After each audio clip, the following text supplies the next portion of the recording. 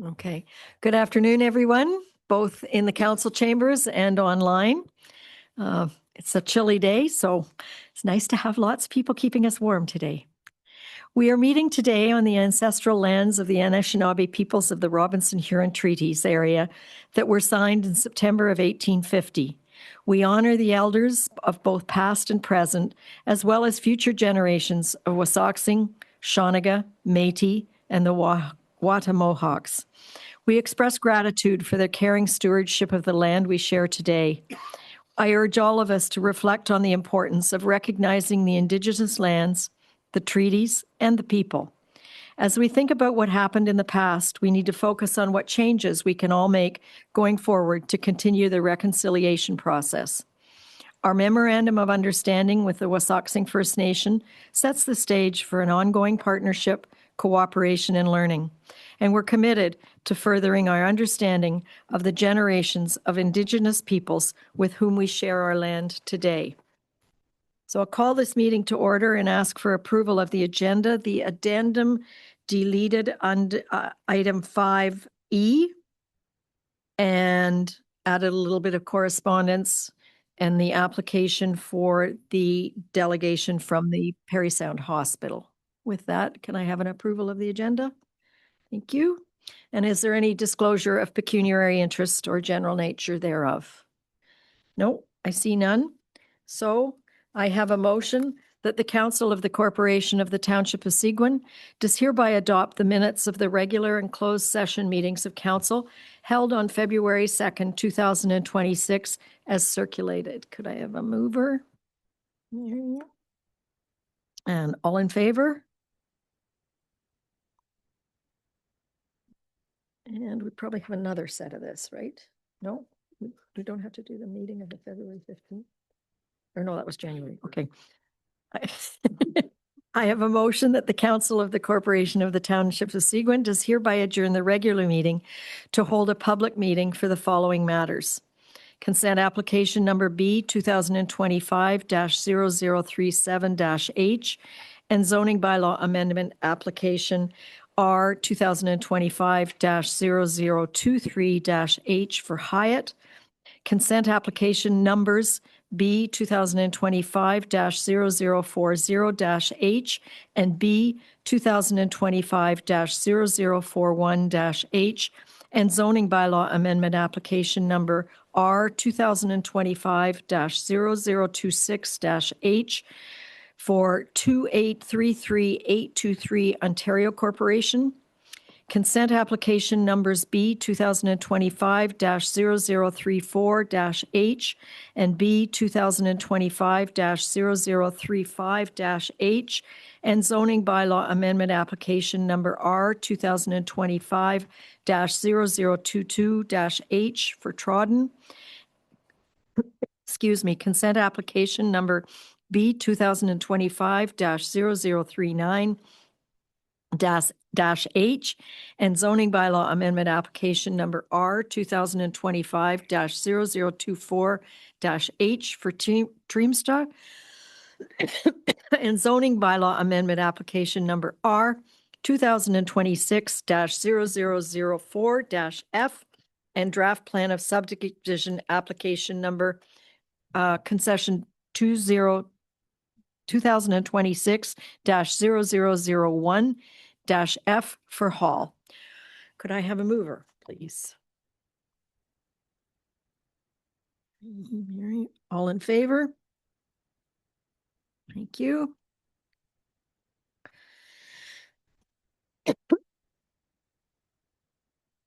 Council will now hold public meetings for proposed consent, zoning bylaw amendment, and draft plan of subdivision applications. In accordance with the Planning Act, Council will consider all matters placed before it prior to granting a consent or passing a zoning bylaw amendment. Anyone wishing to receive a notice of a decision or notice of passing of a zoning bylaw amendment and who has not submitted such a request in writing should provide their whole name and address to the clerk. No one other than the prescribed persons may appeal an application under the provisions of the Planning Act. If they do not make oral submissions at a public meeting or make written submissions to the Council of the Corporation of the Township of Seguin prior to the decision of Council, then the Ontario Land Tribunal may dismiss the appeal. The purpose of consent application number B 2025-0037-H for Hyatt is to separate two abutting properties that have inadvertently merged with a minor adjustment to the lot configuration.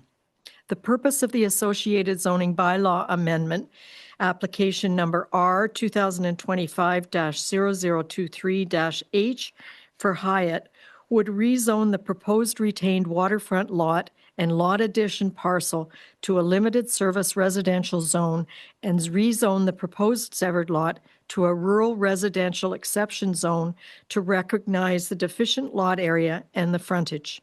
I now ask the clerk to state the method by which notice of the meeting was provided and the dates on which that notice was provided.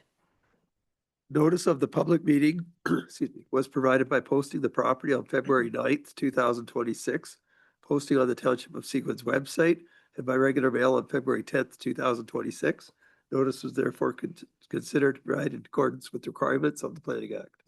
Has the township received any correspondence with respect to these applications? Correspondence has been received from the Minister of Transportation, Ontario. Is there anyone present in person in the council chambers who wishes to speak in favor of or in opposition to these applications? If so, please raise your hand and be recognized. Nobody? This one? Has anyone registered to speak to these applications via electronic participation? Sam Soja of Tulloch, agent for the applicant, is registered to speak to this application and is present via electronic participation. Welcome, Sam, and you have the floor. Thank you, Your Worship. Good morning, members of the committee, township staff. Can everybody hear me okay? Great. My name is Sam Soya. I'm a senior planner with Tulloch at 80 Main Street West in Huntsville. Postal code P1H1W9, and I'm representing the applicants here today. Firstly, I'd like to thank township staff for their review of the application and for their information report. Two applications have been submitted, a consent application and a zoning bylaw amendment application. The purpose of the consent application is to separate two properties that, as has been stated, inadvertently merged in title under the Planning Act. As a result of the merger, the property now contains two dwellings and is therefore currently non-compliant. However, the consent application will correct this non-compliance by placing each dwelling onto its own property once more. In addition to recreating the lots, the proposed lot configuration involves a 0.1 hectare adjustment to resolve encroachment issues related to accessory structures. And the purpose of the zoning bylaw amendment is to rezone the proposed retained lot from the shoreline residential 1 zone to the limited service residential LSR zone in recognition that access to the shoreline lot will continue to be provided by legal right-of-way. And it is also the purpose of the zoning bylaw amendment to rezone the proposed severed lot to an exception zone to recognize the resultant lot area and frontage. So in summary, it is the purpose of the applications to recreate former lots, avoid encroachments of existing structures, and rezone the waterfront lot to the limited service zone to recognize its existing access. The applications are certainly primarily technical in nature, are designed to avoid any encroachment issues, and there's no new structural development proposed. And each dwelling will continue to be serviced by existing separate and compliant septic systems. And these applications are consistent with provincial policy and conform with the intent of the township's official plan and represent good planning. I'm available for any questions. Thank you. Does council have any questions, either for Mr. Soya or for Lauren, our planner? Councillor Getty. Good afternoon, Mr. Soya. My only question is the accessory buildings that are part of the severance. Do you have is there dates when those were constructed or installed? Well, I know that the buildings that are there are it's an older garage building with a lean-to port, and then there's three smaller sheds. Those are smaller sheds that are below the size that you would actually uh, require a building permit for those sheds. So it's my understanding that the garage has been there for quite some time. I'm not exactly sure of the date. And those sheds have also been there for quite some time. But again, their size is very limited. But I'm not sure of the exact dates. Thank you. And I'm not trying to cause an issue. My understanding is though that those accessory buildings primarily service the waterfront structures, correct? Yes. So yes, through you, Madam Chair. Those structures are only used by the uh, waterfront, are only tied to the waterfront area. There's forested land between the dwelling on the Hawkridge Lane property, and there's no access to those other than kind of walking through the forest, that type of thing. So those they function entirely as part of the waterfront lot. And that's why they're that's the intent of the application. It was actually the intent of the application originally was just to adjust the lot line, and then through the process of investigating, uh, it was found out that the lots had inadvertently merged. The applicants at that time still thought they had two separate lots under the Planning Act. So therefore now you have before you an application to recreate those lots, but also to adjust that boundary. Okay. I appreciate that. I guess the basis, the core of the question was, were those accessory structures added after the properties merged, or whether, and because they're old, I know it may not be known, but were they added after the merging of the properties, or were they placed there prior to the merging of those properties? I'm not entirely sure about the garage. It may have been there before the merger. I believe the sheds may have been added after. Now it was under the both properties were owned or are owned essentially by the same family. So they therefore, I would assume over time ended up putting those structures there. And that's why they wanted to now change that lot boundary a little bit to bring that into the lot that it's actually being used by. Thank you very much. Appreciate it. Thank you. Any other questions? No. So we move on. Oh, okay. The purpose of proposed consent application numbers B 2025-0040-H and B 2025-0041-H for 2833823 Ontario Corp. is to create two new rural lots with frontage on Nipissing Road. The purpose of the associated zoning bylaw amendment application number R 2025-0026-H is to rezone the proposed lots to rural exception zone to recognize reduced lot area and frontages and to implement site-specific recommendations from the supporting studies. A portion of the subject lands would also be rezoned to an environmental protection zone. I now ask the clerk to state the method by which the notice of the meeting was provided and the dates on which that notice was provided. Notice of the public meeting was provided by posting the property on February 9th, 2026, posting on the Township of Seguin's website, and by regular mail on February 10th, 2026. Notice was therefore considered right in accordance with the requirements of the Planning Act. Has the township received any correspondence with respect to these applications?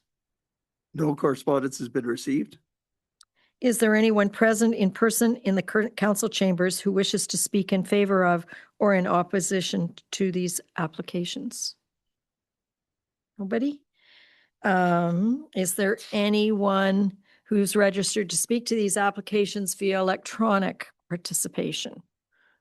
Jonathan Pock of Morgan Planning Agent for the applicants, and Erica and Dale Gale, the applicants, have registered to speak to these applications via electronic participation, and Mr. Pock is here. Okay, and I see Lauren Reddy, our planner, online. So, Mr. Pock, would you like to go first? You have Thank the you, floor. Worship. Thank you. Thank you. My name is Jonathan Pock. I'm a senior planner and registered professional planner at Morgan Planning and Development here on behalf of our clients, Erica and Dan Gale, for the subject property located at 64 Nipissing Road. I do have a brief presentation for the public meeting this afternoon in regards to the proposed consent and zoning bylaw amendment applications. Subject property is located at 64 Nipissing Road. It is generally located on the north side of Nipissing Road, just south of Cemetery Road and just to the north of Highway 141. The subject property is currently vacant. There are no buildings and structures aside from a small sauna structure, which is proposed to be removed in order to ensure compliance with the zoning bylaw as well as the staff recommendation outlined in the staff report. There is an existing entrance providing vehicle access to the subject property, and currently the lot standards are 5.2 hectares in lot area with about 397 meters of frontage onto Nipissing Road. This is just an aerial image of the subject property, just indicating that there are no buildings or structures aside from that one sauna structure. It's generally located by the word Nipissing Road on the screen here on the southern extent of the property. Subject property is designated rural and resource area in the township's official plan and is zoned rural within the township zoning bylaw. The purpose of the consent application this afternoon for this afternoon's public meeting is for a consent application to create 2 new rural residential lots that would front onto Nipissing Road. Both of the new lots would be anticipated to host a future rural residential use and would be serviced by individual on-site water and wastewater services. A concurrent zoning bylaw amendment application has been applied for to recognize the lot standards of the proposed severed and retained lots related to lot area and lot frontage. And also there's a component of rezoning a portion of one of the severed lots to the environmental protection zone, which is to recognize and implement the findings of the supporting environmental impact study. This is an excerpt of the proposed lot configuration. The retained lot would be to the north, with the 2 severed lots being located in the central and eastern portions of the property. The existing entrance is highlighted in red in the middle of severed lot A, and just would like to draw your attention to the 2 constraint areas that were identified through the supporting environmental impact study. The red being the high constraint and yellow being a moderate to low constraint area. Both the red and yellow areas essentially would be rezoned to the environmental protection zone to recognize the watercourse feature as well as abutting deer habitat area. The purpose of the zoning amendment is to recognize the lot area and lot frontages, as mentioned, of the severed and retained lots. And it is proposed that those lots would be rezoned from the rural zone to the rural site-specific special provision zone, again, to recognize those lot standards and implement the findings of the environmental impact study to protect those natural heritage features on site. As mentioned, there was a scoped environmental impact studies submitted in support of the application, as well as a land use compatibility assessment to evaluate some adjacent aggregate operations. In summary, the environmental impact study concluded that the lands do not contain a food source for deer or show signs of deer use, and the trigger of that was the adjacency of deer habitat. It was recommended that a portion in the northeast corner of the property be avoided for development, and again, that zoning amendment would seek to rezone that portion of the property to ensure buildings and structures and future development would be located outside of that area. In summary, the EIS did demonstrate that development could be carried out in a way that would not adversely impact natural heritage features, including the adjacent deer habitat. In addition to the environmental impact study was a land use compatibility study. This study was focused on the adjacent pits in proximity to the property, and there is policies in the township's official plan that speak to the requirement of the land use compatibility study when being located within 1,000 meters of any new development. So this study included the evaluation of those pits and the types of operations that were there, and a site visit was conducted, and the findings of that study concluded that the proposed severance of these proposed lots would be compatible with the surrounding quarry operations. And there is intervening other rural land uses between those pits and the proposed lots. So the proposed lots wouldn't hinder the expansion of those pits should they expand in the future.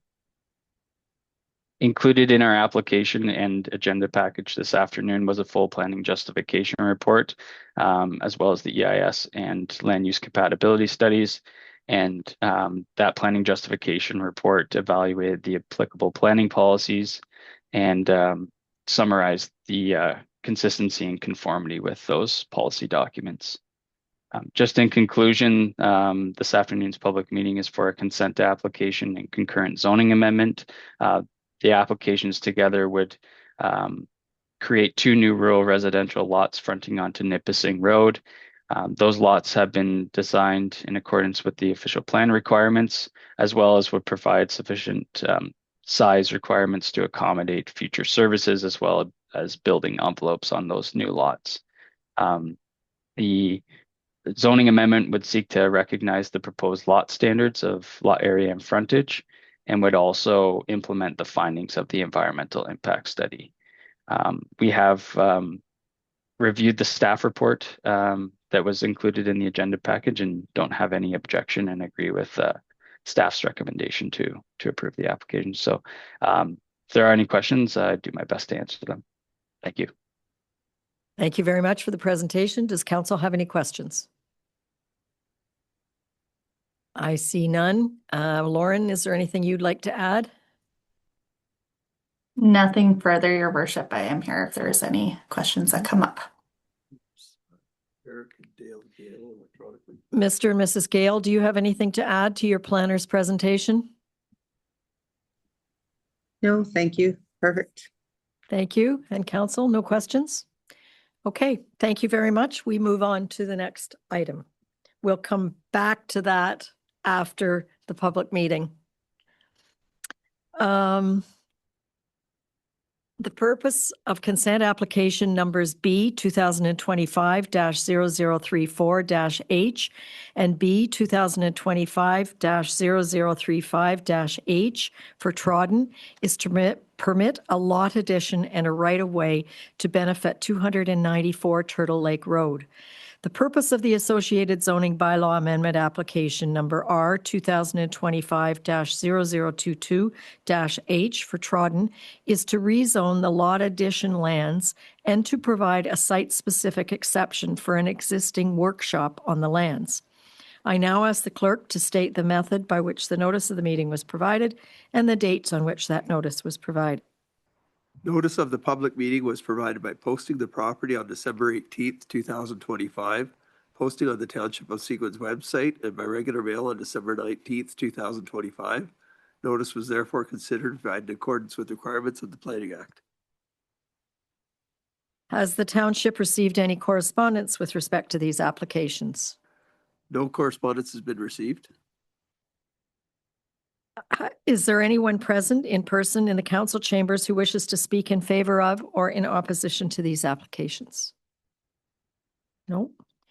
Has anyone registered to speak via electronic participation? Sam Sonia of Tulloch Engineering, agent for the applicants, has registered to speak via electronic participation. Thank you. Mr. Sonia, you're back. Thank you. Okay. Yes, I'm back once more. Thank you, Your Worship, and good afternoon, everyone, once more. I'd first like to thank township staff for the time spent pre-consulting on these applications and for their review and recommendation. We have submitted 3 separate applications here, 2 consent applications and 1 zoning bylaw amendment application.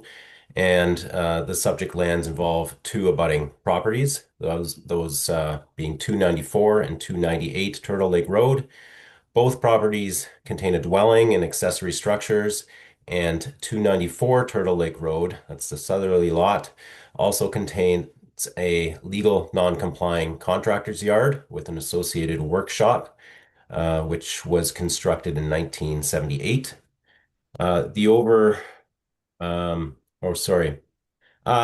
That contractor's yard is located on that southerly property, but the contracting business is owned and operated by the owner of the northerly lot. So therefore, the intent is to remove the contractor's yard lands from the southerly lot and add them to the northerly lot. So more specifically, the purpose of the first consent application is to adjust the boundary between these 2 properties, which involves severing a 0.38 hectare portion of the lands at 298 Turtle Lake Road and merging those lands with 294 Turtle Lake Road. This change does not alter any road frontages and does not result in any new lots. It is only changing the lot configuration. So the purpose of the second consent application is to provide a right-of-way over an existing driveway. The right-of-way is to provide legal access over the resultant retained lot. So that's not 298 Turtle Lake Road in favor of the resultant benefiting lot to the north. The purpose of the zoning bylaw amendment application is to rezone the lands that are being added to 294 Turtle Lake Road from the rural residential zone to the rural zone to ensure consistent zoning throughout the entire resultant lot. It is also a purpose of the zoning bylaw amendment to recognize the existing legal non-complying height of a legal non-complying workshop that forms part of the contractor's yard. The minimum permitted height for accessory structures is 6 meters, and the existing height is 6.1 meters. As is noted in the report from township staff, there is an existing driveway that encroaches onto the unopened municipal road allowance along the rear of the property. In preparation for the submission of these applications, the applicants completed some preliminary survey work, and it was through that exercise that the encroachment was discovered. Prior to that, it was thought that the driveway was entirely within the property boundary or along that property boundary, and the applicant has no concerns with rectifying that encroachment as a condition of consent as recommended by township staff. We agree with the recommendations of staff, including the recommended conditions of consent, and I'm available to answer any questions. Thank you. Thank you very much. Does council have any questions for Mr. Soja or from Brady, who's our planner on the case? No questions? We will move on. The purpose of consent application number B 2025-0039-H for Treemsta is to create 1 new rural lot with frontage on Highway 141. The purpose of the associated zoning bylaw amendment application number R 2025-0024-H for Treemstra is to rezone the retained lands to a rural exception zone to recognize deficient rural lot coverage. I now ask the clerk to state the method by which notice of the meeting was provided and the dates on which that notice was provided. Notice of the public meeting was provided by posting the property on December 18th, 2025, posting on the Township of Seguin's website, and by regular mail on December 19th, 2025. Notice was therefore considered valid in accordance with the requirements of the Planning Act. Has the township received any correspondence with respect to these applications? Correspondence has been received from the Ministry of Transportation, Ontario. Is there anyone present in the person in the council chambers who wishes to speak in favor of or in opposition to these applications? No one? Has anyone registered to speak via electronic participation? No one has registered to speak via electronic participation. Does council have any questions of Brady or anyone else? Nope. We move on to the last one. You will note in your addendum that an item E is removed from the agenda.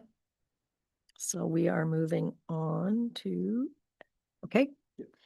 The purpose of proposed zoning bylaw amendment application number R 2026-0004-F for Hall is to reduce the minimum lot area for single detached structures from 0.35 hectares to 0.15 hectares. Reduced frontages for flag lots are also required. Portions of the EP zones are to be modified for road modifications.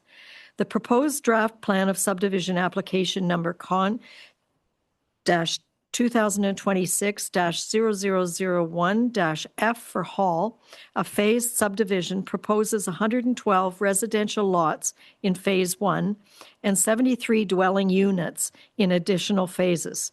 Single detached and semi-detached structures are envisioned. I now ask the clerk to state the method by which notice of the meeting was provided and the dates on which that notice was provided. Notice of the public meeting was provided by posting the property, posting on the Township of Seguin's website, and by regular mail on February 10th, 2026. Notice was therefore considered valid in accordance with the requirements of the Planning Act. Has the township received any correspondence with respect to these applications? No correspondence has been received. Is there anyone present in person in the council chambers who wishes to speak in favor of or in opposition to these applications? Okay. Your hand went up first. So could you please come to the podium and press a little button so that the green light comes on and introduce yourself and your address? Hi, thank you, Your Honor. I'm a little new to this, but I am going to try to do the best I can. I live at 3 Thompson Road, or I'll start with my name. My name is Michael Grotenboer.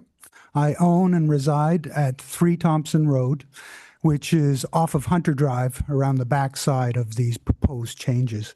The property lines abut to my property for a good 25% of that lineage on that property, as well as I have a few neighbors here that abut to this property. I have to say that it came as a bit of a surprise how big this operation took off in a year. I've been up in this area for close to 30 years, living at Thompson Road for the last few, but I've had this property for 16 years. This has been a natural wonder with so much wildlife running through all these EP zones. I mean, I have deer, bear, you name it, fox, coyotes, wolves, I have everything. And guess what's running through my yard right now? From all the noise that's going on in this development. Now, I get that progress has to happen, but as much as already so much has been taken, that do we really need to have to amend EP zones? I mean, that's to me, that's just ludicrous. I mean, this place, I mean, if you look at it from overhead, has decimated, like 70 acres easily. I mean, compared to my little 35, but that's a big portion of mine running along the backside of theirs, where their, I guess, Park End will come to. So they have no room to offer. They have no room to offer all those residents that they plan on putting in this area. It's just too many people, too many homes. I don't know what else to say. I'm pretty passionate about this. I can't say how much this has already impacted us over the last year and the animal life around us. We have 2 EP zones on our lake in front of us, as well as the ones in the forest, that I had no idea they planned on destroying this to make more money for some corporation. I get that low-cost housing is essential, but at what cost? Thank you very much for your time. Thank you very much. And I saw another hand. Go ahead and introduce yourself and make sure the little green light's still on. Whoops, You need the agent. it was on. Okay. My name is Mary Hunter, and I live at 51 Hunter Drive. Now, I did speak the last time that the young lad from Hall Construction was here. And with the amendment, though, on Hunter Drive, originally it was only going to be like 5 homes, and now they've changed it to 11.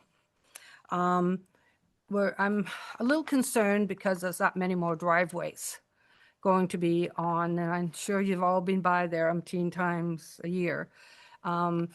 It's a very windy road right there, and I'm worried about that many more cars backing in and out of there. I'd also like to ask if there was any opportunity to have the speed limit drop there. I know what it's like myself trying to get in and out of there. And so, I mean, we've got that many more homes that's going to be going in and out. Also, we were wondering, on that, it says there's 11 detached dwellings and 11 secondary dwelling units. I didn't remember seeing that in the last one, and I wonder if maybe he can explain to us what 11 secondary dwelling units mean. Okay. Okay, we'll make sure we ask that question. Is that all you had? Oh, and now my well has never been tested, and I made sure that that was in the thing the last time. So I don't know if they've gotten to that part of it yet. Okay. Okay, those are two very specific questions for Hall Construction.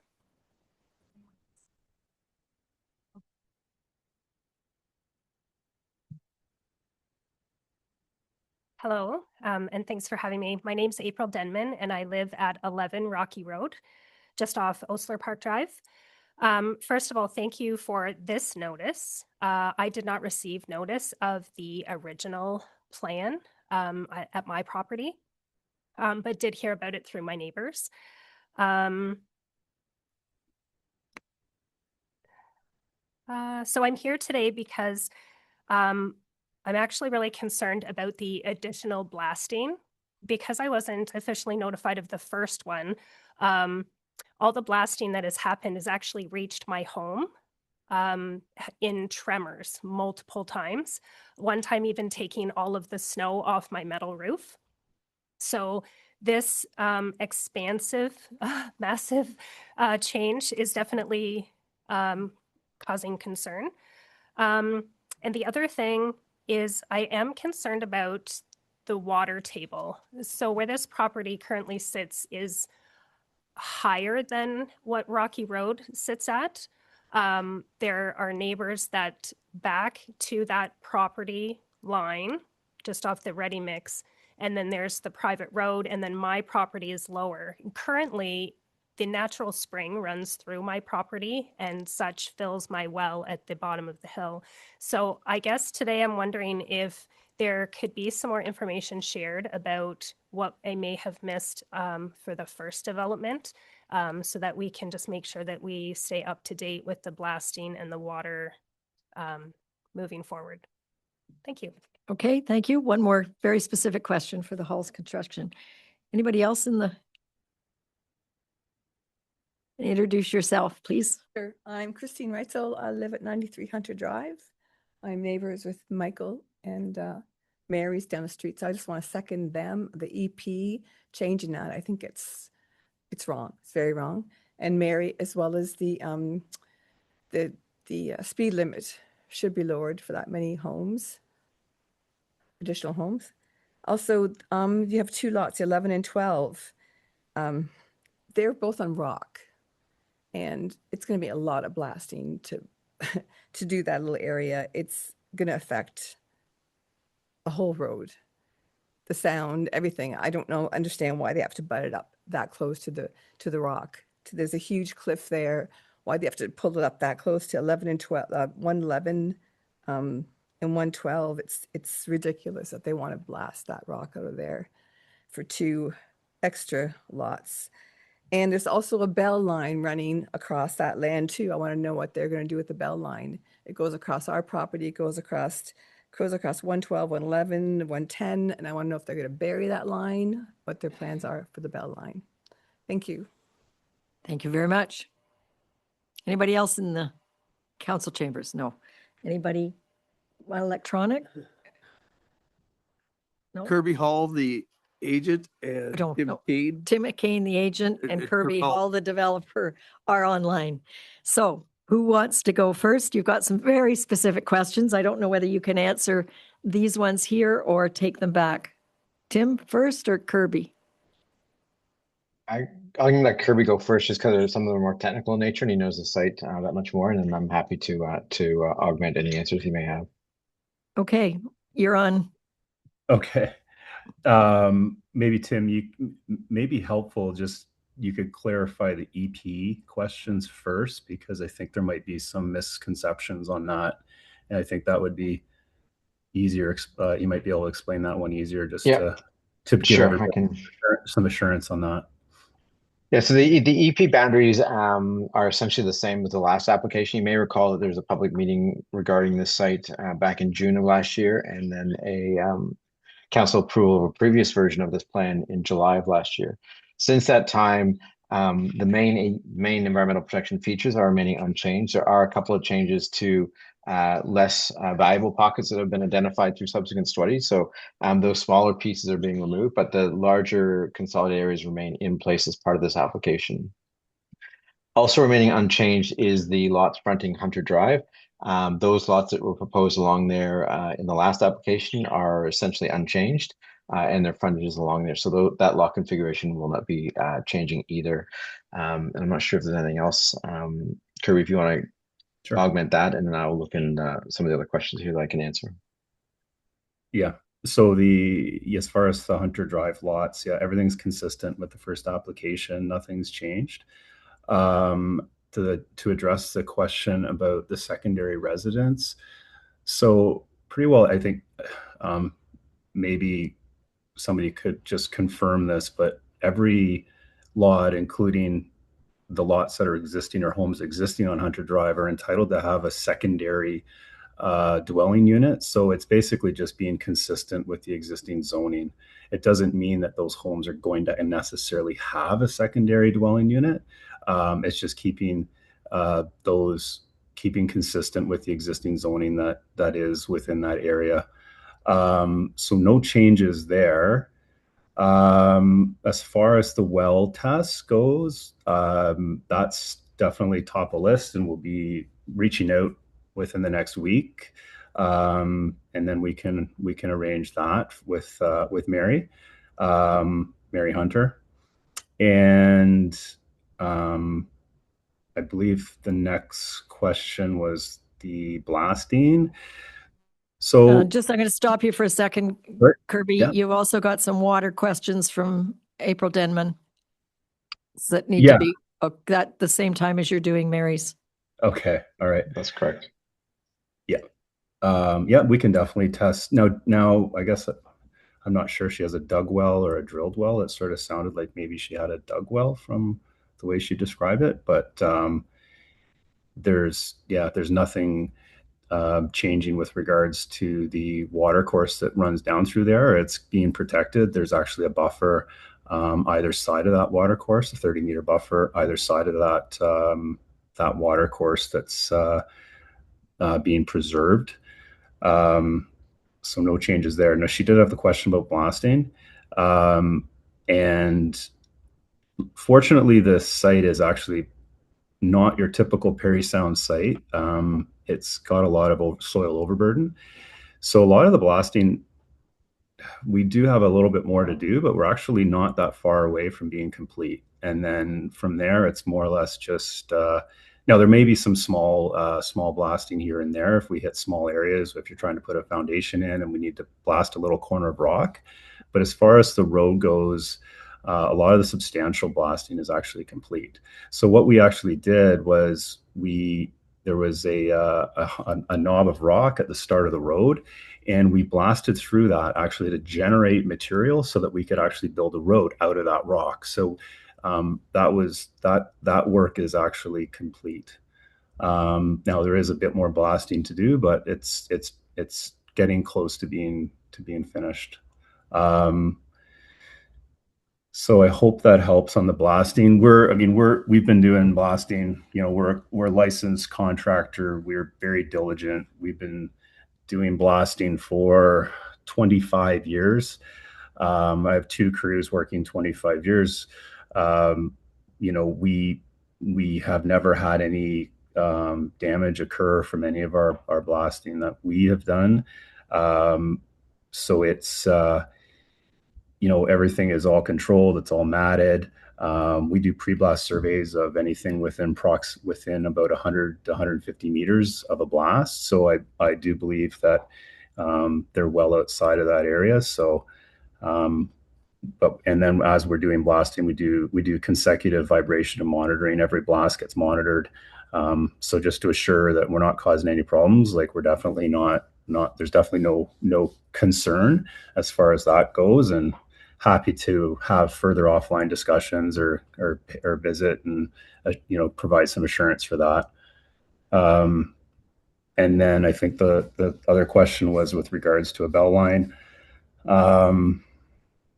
And again, I think there was some questions there with blasting from Christie on Hunter Drive and on a couple of the adjacent lots. And again, so like we're not planning to actually build on those lots. Those are going to be lots that we'll put up for sale.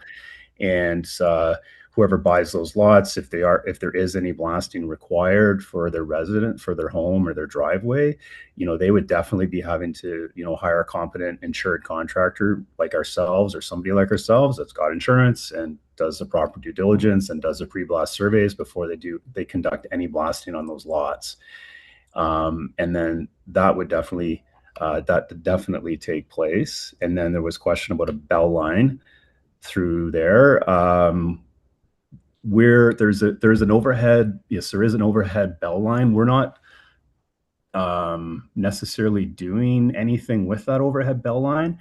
I think a lot of it runs sort of along the property line, and then part of it runs across our property as well, like overhead. But there's nothing off. We can't do anything off premise with that bell line. So that's, if it's off our property, like that's sort of I think a bell telephone issue. So I don't have any comment on that. Now Tim mentioned the EP. There was just a small piece of the entrance of the road that had to go through the EP. But I believe that is within jurisdiction to do that, and we did have an assessment done on that little area as well. Like we've done a thorough EIS on the entire property and done that over the last couple of years. So like a lot of due diligence has been done on respect to the environmental side of things. And there was a couple of smaller EP pockets as well that were reevaluated and proposing to be removed as well within the site. Just to clarify on the Hunter Drive, I just want to be extra clear on that. I did look up the previous plan that was in front of council last year. The lot count is the same along Hunter Drive. There is a slight reconfiguration towards the eastern end of the site where 4 lots were previously proposed on a cul-de-sac type arrangement in that plan. And to reduce the servicing costs for both the applicant and for the municipality in the longer term, it's proposed to access those lots and have them fronting Hunter Drive directly. So apologies for any misunderstandings there, but same number of lots, a slight reconfiguration for those 4 lots at the eastern end of the property. Yeah, and they're generous lots too. Yeah. Thank you very much. Does council have any questions? Go ahead. Just a note, Your Worship, that Hunter Drive through this section is municipally maintained road, so the consideration around speed is something that the township can investigate and have a look at. Obviously, this development may very well have impact on traffic, and we'll take that into consideration. Thank you. No further questions? Thank you very much, Tim and Kirby. We are going to move on to close the public meeting.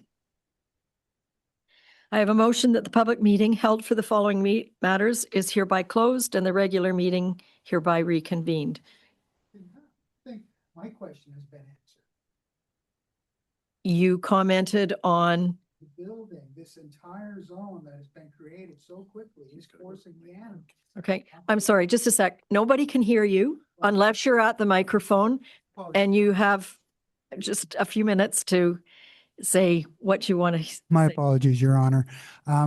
Yeah, I don't feel as though my question was answered because that forest, which has been there for a long time, and I used to stroll through there. I know what goes on back there before the construction started. This was a very vibrant forest just off of lake, and that was full of deer. There was bear roaming around. We would call the ministry to say, hey, we've got another one, just to let them know that we had a friendly bear in the neighborhood. These animals are been just pushed right out and still asking for more. I don't think my question's been answered. How they've managed this? How are they going to manage this? Because you're not done yet, and I feel as though we're going to see more impact on the forest yet, and the animals and the people around that are dealing with the animals. Okay, thank you Your for Honor. your point, and I hope that Hall Construction will get back to you. Tim, do you have a brief reply to that rebuttal? You're still on mute. Yes, Your Honor, and thank you, and through to the resident. The footprint of this development is essentially the same as what was previously considered and approved. The environmental impact study that was undertaken by the applicant is the same one that this application is relying on, with those minor tweaks that I mentioned. So the principal development has been established, and that's not going to make anyone feel any better. But there was study undertaken to ensure that this property was meeting provincial and local planning policy initiatives, and it continues to do that. The number of properties in total on the site is roughly staying the same as well, that approximation. That will be confirmed through the further servicing testing that's being done at the moment. So the scale and intensity and general number of dwellings is the same moving forward. This plan before you today in the rezoning is to implement some changes that were discovered along the way as we were getting into the detailed design and into the complexities of the subdivision and condominium. This plan is being structured in a way to make it easier to implement and by extension, reducing the costs on the site to pass those on to homeowners for lower purchase price as well. So yes, thank you for the opportunity to clarify that. And I appreciate being reminded that we didn't answer that question. Thank you very much. And I encourage all of you that have concerns to reach out directly to Hall. Council is in support of new attainable housing. There's no question about that. And this is a proposal that was presented in June and July. And you can see all of that on our website and have been able to see it. Councillor Bazinski, last comment on this, and then we'll move on. Yes, my comment would be that deer and bear and wildlife like that do have a fair range. And my only question would be, have you identified critical habitat for these pieces of, these animals? In other words, like, are there bear denning areas, or is there any critical what we'd call a deer yard? And so that would be the one question. And I know there was an EIS done on it, and I think it addressed most of that. And the only other thing is, when construction occurs, typically I'm experienced in a lot of linear type of development, and there they look at breeding bird nests, so you wouldn't want to construct when the birds are in nesting season, or when bears would be denning if there happens to be that type of habitat in the area. So that would be the only thing I would say, because the animals will move in the area. I'll ask Tim to respond a little bit, because I did see some of that in the environmental study, and I also see our Director of Planning, Taylor, online. So Tim, do you want to take it quickly and then Taylor? Yeah, so I don't have the study in front of me, Your Worship, to answer that specifically. If Taylor is familiar with it or has that open, that would be much appreciated. Thank you. And if we don't have the information today, we can certainly follow up and answer this question directly. Through your worship, to Councillor Bazinski, this property does not have any stratum deer to winter area identified on our mapping, so I just wanted to answer that question. So we will more carefully review the EIS and ensure that none was found at a site-specific level. Okay, thank you. We are sensitive to wildlife and the environment. We're also desperately in need of attainable housing. So yes, council has a balancing act, but I do encourage all of you to reach out directly to Hall's Construction and Kirby and specifically if you have further follow-up that you want to do. We'll be looking into the speed limit issue. Okay. The public meeting held is following matters is hereby closed and the regular meeting is hereby reconvened. So that's for the consent application for Hyatt, the consent application and zoning bylaw for 2833823 Ontario Corp, the consent application and zoning bylaw for Trodden, the consent application and zoning bylaw for Teamsta, and the zoning bylaw amendment and draft plan of subdivision for Hall. Can I have a mover? And seconder? Thank you. All in favor? Thank you. Okay, now we move on to the meeting and the planning application decisions that have been reached, or will be reached as follow-up to that first part of the meeting. I have a motion that the Council of the Corporation of the Township of Seguin does hereby grant provisional approval to consent application number Bs 2025-0040-H and B 2025-0041-H for 2833823 Ontario Corp, subject to the conditions set out in the decisions. Could I have a mover? Terry and Ken, all in favor? That's carried. So that is for the Gales. That's passed.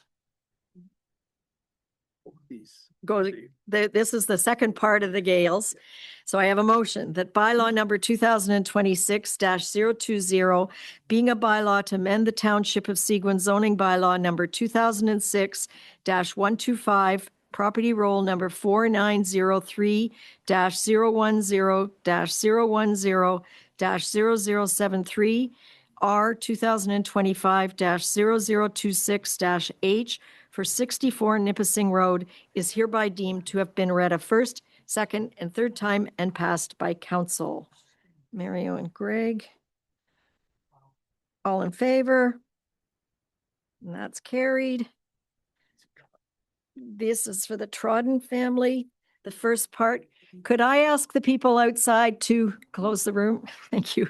I have a motion that the Council of the Corporation of the Township of Seguin does hereby grant provisional approval to the consent application numbers B 2025-0034-H and B 2025-0035-H for Trodden, subject to the conditions set out in the decisions. Terry, seconder, all in favor? Thank you, and that's carried. This is the second part of that. I have a motion that bylaw number 2026-016, being a bylaw to amend the Township of Seguin zoning bylaw number 2006-125, property roll number 4903-010-004-07400, R 2025-0022-H for 298 Turtle Lake Road is hereby deemed to have been read a first, second, and third time and passed by council.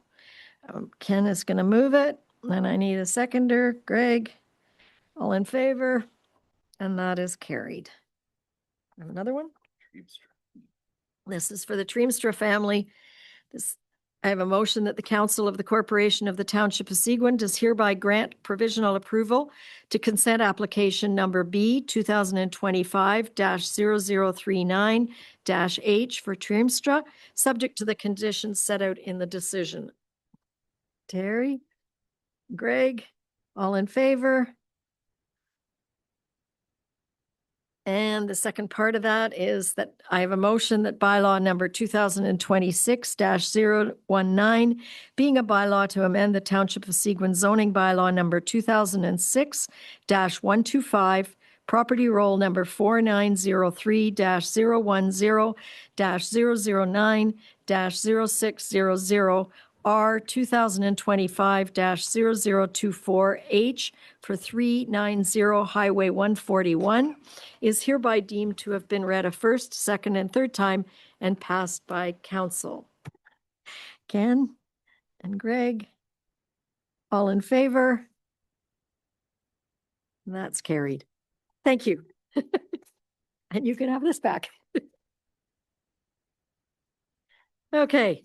We move on to delegations. Is this happening? Okay.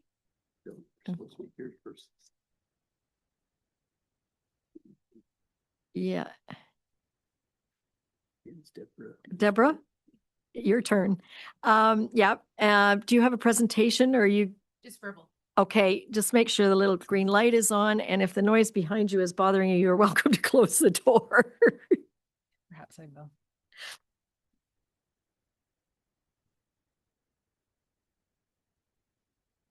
They're still having a meeting there. Thank you and welcome to Seguin Council. This is the first time we've seen you here. It is, and thank you. Is that, do I have to get closer? Is that working? No, that's fine. That's good. Thank Okay, you. great. Thank you so much for allowing me to meet with you here today. My name is Deborah Loosemore. I am the CEO of the West Parry Sound Health Center Foundation. The foundation is the fundraising arm of the West Parry Sound Health Center. And our goal is to raise the funds that purchase new and upgraded equipment and technology for every patient that walks through the doors of the hospital. And I'm here today to request your support for our current campaign, which is an upgrade of the surgical suite and the medical device reprocessing department, which is where everything gets sterilized and packaged up for the procedures for the next day for every patient that is seen in the operating rooms and the endoscopy room. We have embarked on a $2.5 million fundraising project. I'm very happy to say that we have raised $1 million of this goal, and this has allowed us to purchase new equipment for each of the operating rooms, the endoscopy room, new sterilizers and other equipment for the medical device reprocessing department, and to begin the process of expanding the surgical offerings at the hospital, particularly for cancer patients and for orthopedics and for ophthalmology. I will share a story of the need for the equipment. When we began looking at the ophthalmology component of this project, because a surgeon had been recruited to be joining the team on a part-time basis, I was able to tour the ophthalmology lab that had been locked and left alone for several years since the last ophthalmologist left town. And there was equipment in there that required floppy disks. Clearly, a need to be replaced. We have been very fortunate with the support of donors to be able to embark on this process to purchase this new equipment. It's currently underway. Our hope is that we will have completed this fundraising project by the end of this year, by December 2026, and we'll then be able to know that the equipment that is available for both planned surgeries and emergency surgeries is up to date and is fully upgraded and connected to the latest technology. I'm here to ask you to consider supporting this project by becoming a sponsor of our upcoming event, Walk, Run, Pole. I don't know how many of you have participated in Walk, Run, Pole in the past. It's a fantastic day. Starts at the Stocky Center, family-oriented event. We have built in features to encourage families to arrive. We have face painting for the children, costume party, as well as a 5-kilometer run or walk. The runners obviously start first, get back first, and then the family walk through the fitness trail and part of the downtown area, which comes back to the Stocky Center for a party with entertainment. All of the funds raised at this event, including I hope your sponsorship, will become directly part of the project for upgrading the surgical suite. As I'm sure you all know, the reason that we do this kind of fundraising is because the provincial government does not provide funding to hospitals for any capital purchases. So all the equipment, all the technology, and any upgrades to the site itself that need to happen must be paid for through donor dollars. We've been very fortunate with the generosity not only of people who live and work here in the beautiful region of West Parry Sound, but also a seasonal population, people who own cottages and who have deep ties to this region. Some people who've been cottaging, their families have been here for generations, have also been very supportive. And that has enabled us so far to achieve the success we've had with this event, with this project, and with this event. I would just like to say as well that while I am new to Parry Sound, I moved here in summer of 2024. I'm not new to Northern Ontario. I grew up in Killarney, which you may know is a little bit further north on Georgian Bay. And in fact, if you visited Killarney up until about 2000 and you had a health emergency of any sort, you probably met my mother, as she was the nurse practitioner and the only medical help in that town for over 30 years. She then also, after she retired from that position, provided nurse practitioner services to some of the nurse practitioner-led clinics in the West Parry Sound region. She was in Loring for a while and Britt, covering off when those staff people were on vacation or needed sick leave. So I am very, very familiar with the health challenges that faced by people who live outside of the major urban areas in Ontario and rely on hospitals like the West Parry Sound Health Centre to provide a full range of health services, and how detrimental and stressful and expensive and worrying and draining travel when you're sick or when you need a surgical procedure can be.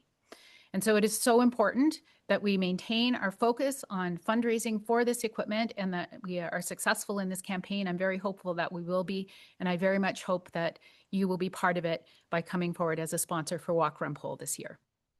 Thank you very much, Deborah. It's a passionate plea, and you know that I've had a little bit to do with some of the foundation work. What is the date of the Walk Run Pole? June 7th, Sunday, June 7th. Okay. I'm going to tell you a little bit about the background so that in future years you can fall into our schedule. Our budget is finished in December for 2025, and applications for granting are due December 1st. That being said, I will work with council to see if there's a way we can contribute significantly, but I will say that our donation dollars for 2025 are committed on the 1st of December of every year. And there's a form going forward for every year that you can use. But I have an idea that we might have something else we might be able to help you with. Thank you very much. And I'll just float it right now. What about council putting a team together and walking and getting sponsors on that day to see if we, as 7 of us, could raise $2,500? So we'll follow up. I know where to find you. Worship. Thank you. Thank you very much for all the work you do, and it is important, and we do depend on it. Thank you very much. Thank you.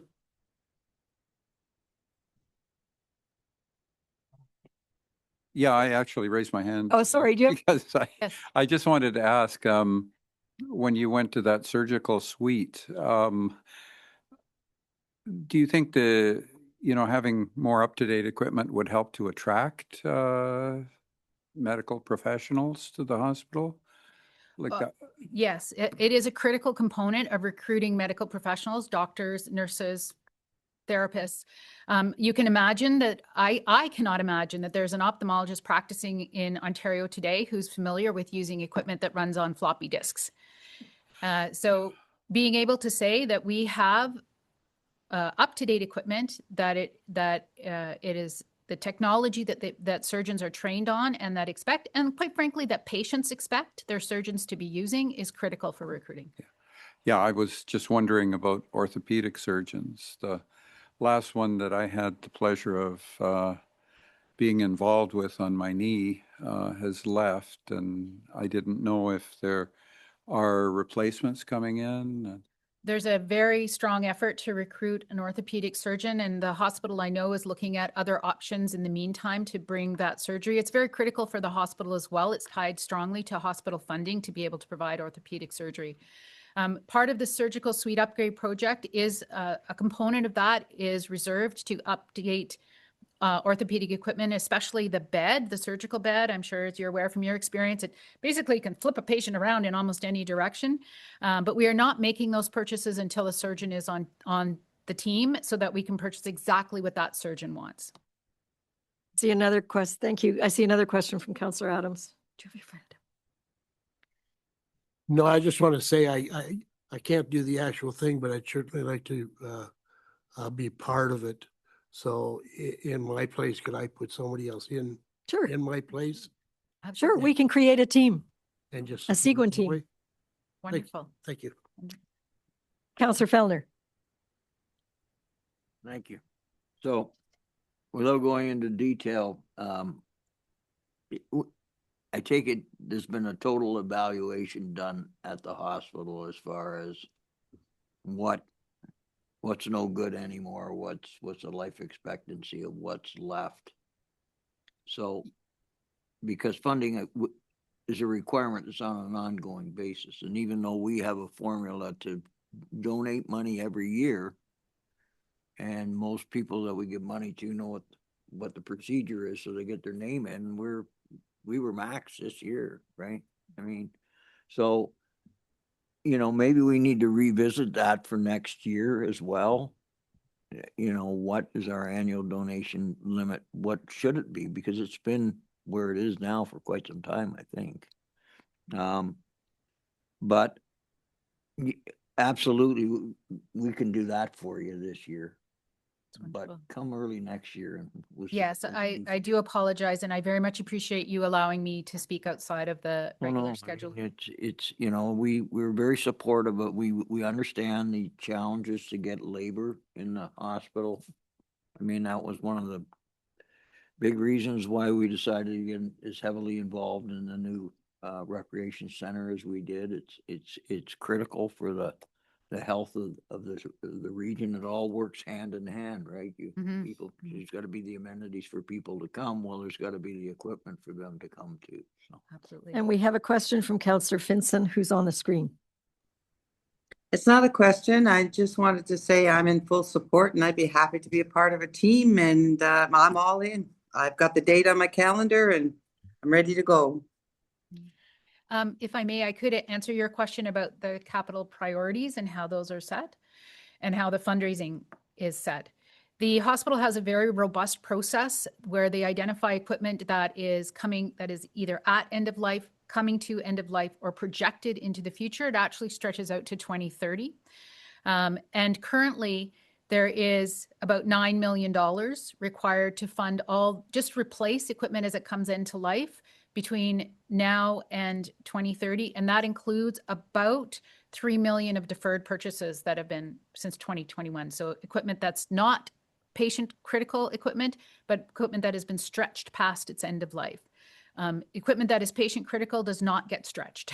It gets replaced. And then the foundation then reviews that quarterly with the hospital, and then we determine which of those, what component of that very large list we will be fundraising for next. And you're right, equipment does come to end of life, some 5 years, 10 years, 20 years. The hospital has just celebrated its 20th year in that site. And so much of the equipment that was installed 20 years ago, and some of it was actually built into the building, is now at end of life and has to be replaced. Thank you. So after our meeting, we'll have a team meeting, okay? Thank you. Thanks, Deborah. Thank you. Okay. I have a motion that the Council of the Corporation of the Township of Seguin does hereby receive staff reports as presented on the agenda and addendum for the March 2nd meeting of Council. And I don't think we need to read the whole list, but we can start with you, I think, Craig.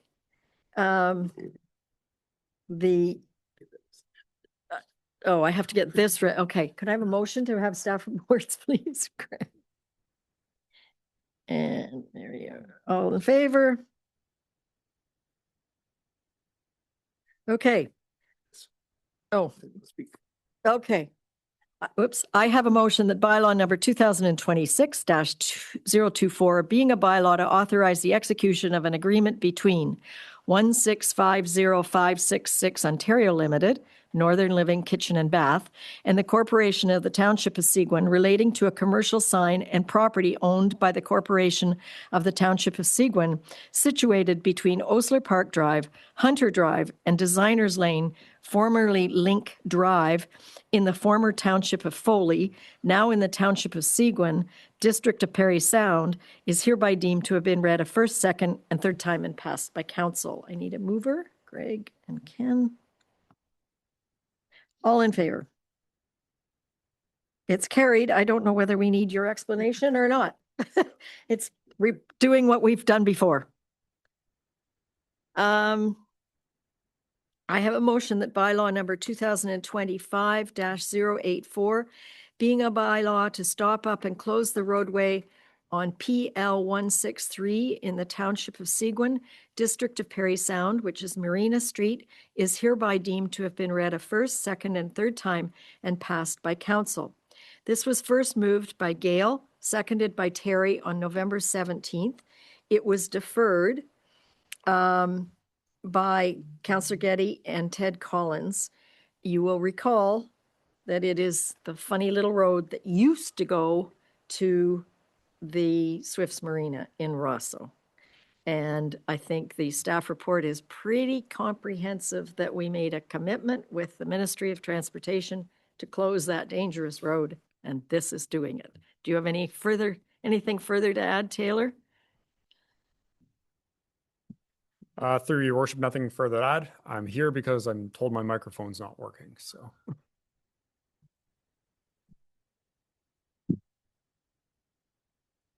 Your staff report spoke for itself, so maybe you don't need a microphone today. Does anybody have any questions for Taylor? Nope. All in favor? It is carried. Thank you, Taylor. I have a motion that bylaw number 2026-017, being a bylaw to regulate rock crushing, is hereby deemed to have been read a first, second, and third time and passed by council. I need a mover for this guy, Ken and Greg. And I think you will see in the staff report that they have given us back what we asked for. I think that was the intention. Does staff have any question, or does council have any questions for staff?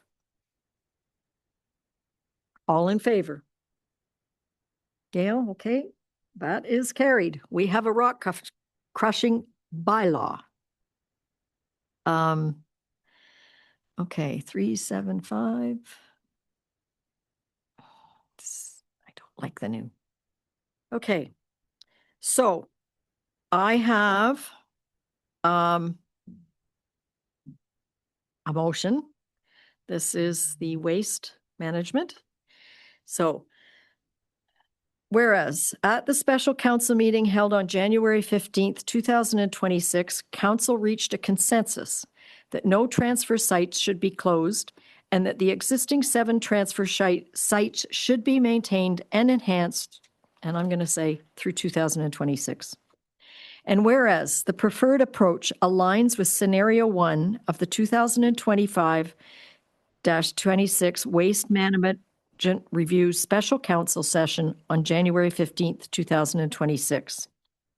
Therefore, be it resolved that as per staff report number WM-2026-001, Waste Management Review Report, that the Council of the Corporation of the Township of Seguin does hereby authorize and direct staff to proceed with the required next steps to retain an engineer to begin the planning process to implement changes to the waste management system, and that Council authorize funding to begin the engineering and design work in 2026 in an amount not to exceed $140,000 to be funded from capital reserves.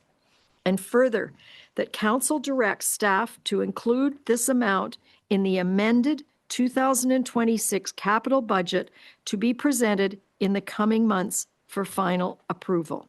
I need a mover to put this on the table. Ken, Greg. And Gail, you have a question? Okay, I'm going to let Tom speak to it and then we'll take questions from council. Over to you, Tom. Thank you, Your Worship, and members of council. This is about a year and 2 months into this. So we're at a point now where recommendation to council is in front of you. And this report is solely based off of the January 15th special meeting at council. There's a couple hours worth of video that I had to go through a few times and make sure everything was addressed. So we're asking for the $140,000 to proceed on the design, the engineering, the bylaw updates, defining hours of operation, and just a lot of administration work, and make sure that we are properly proceeding carefully and responsibly. It just gives us a good pathway to move forward and be very successful. Open to any questions. Does council have any questions? It's pretty specific here. Councillor Bazinski. Thank you. Tom, I think you've done a very good job on hearing what council had to say. I would make a suggestion that in terms of funding it from reserves, we might want to consider using the 1.5% we've been putting away for this type of a project. There's got to be, I mean, this I think is going to be the third year, and if you consider 1.5% has got to be over $200,000, maybe closer to 250. So that would be my recommendation, that we look at funding it through that reserve fund. The only thing two quick things. One is you might want to consider an extra year in terms of construction. I mean, I would target where the significant infractions are happening, so we don't send the waste that shouldn't be going to McDougall. So we reduce that. But anyway, that's my 2 cents. And the only other thing is, in terms of the roll-off bins, you may want to consider, depending on where the site is, if it's a staffed site, then the people on staff should be using rakes or something to push the garbage down, because we've noticed that it tends to slope up and never gets filled properly. Either that, or having an open bin at the top and being able to dump into an open bin, which will allow you to get more in. But those are just little logistical things. I guess in general, I'd say it's a good report to council, and quite happy with it. Thank you. Thank you. I just want to have the CAO speak to the 1.5% because it has a very specific earmark to it. Thank you, Worship. And again, we're at the discretion of how council directs us to use that fund. However, the intent of that fund was not to dip into it too early. What we were trying to do is build up a base to allow for the investment income to actually start to fund programs. And if we start taking away from that capital upfront, we're going to defer the investment income that we're trying to draw out of that. We did have an extensive conversation with the CFO treasurer about utilizing capital reserves for this, and she felt comfortable that this was there was sufficient funds in place to do this. So again, we're at council's discretion how you choose to use the funds, but it was recommended based on feedback from the treasurer. One more comment, Councillor Bazinski, and then Councillor Kellner. I don't have any problem with it coming from somewhere else in reserve. I would have an issue if we had to fund it totally from an addition to the existing tax base. So again, your worship, through you to Councillor Brzezinski, this will not have an impact on the 2026 tax rates. The funding is available in the reserves. Councillor Fellner. Thank you, Mayor. Thank you, Tom, for your report. I was a little unclear on what some of it meant, but I've been set straight, as usual.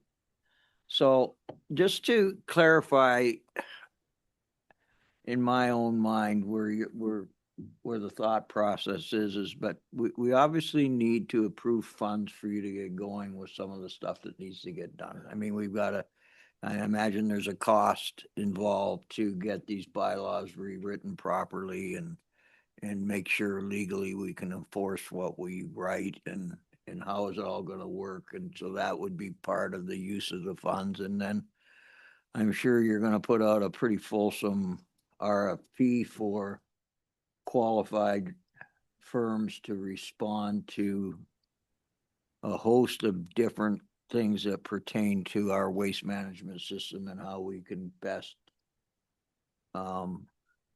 So the net result, it will be a win-win down the road because we invest some money now, we're going to save some money down the road. I mean, this is the whole exercise in my mind.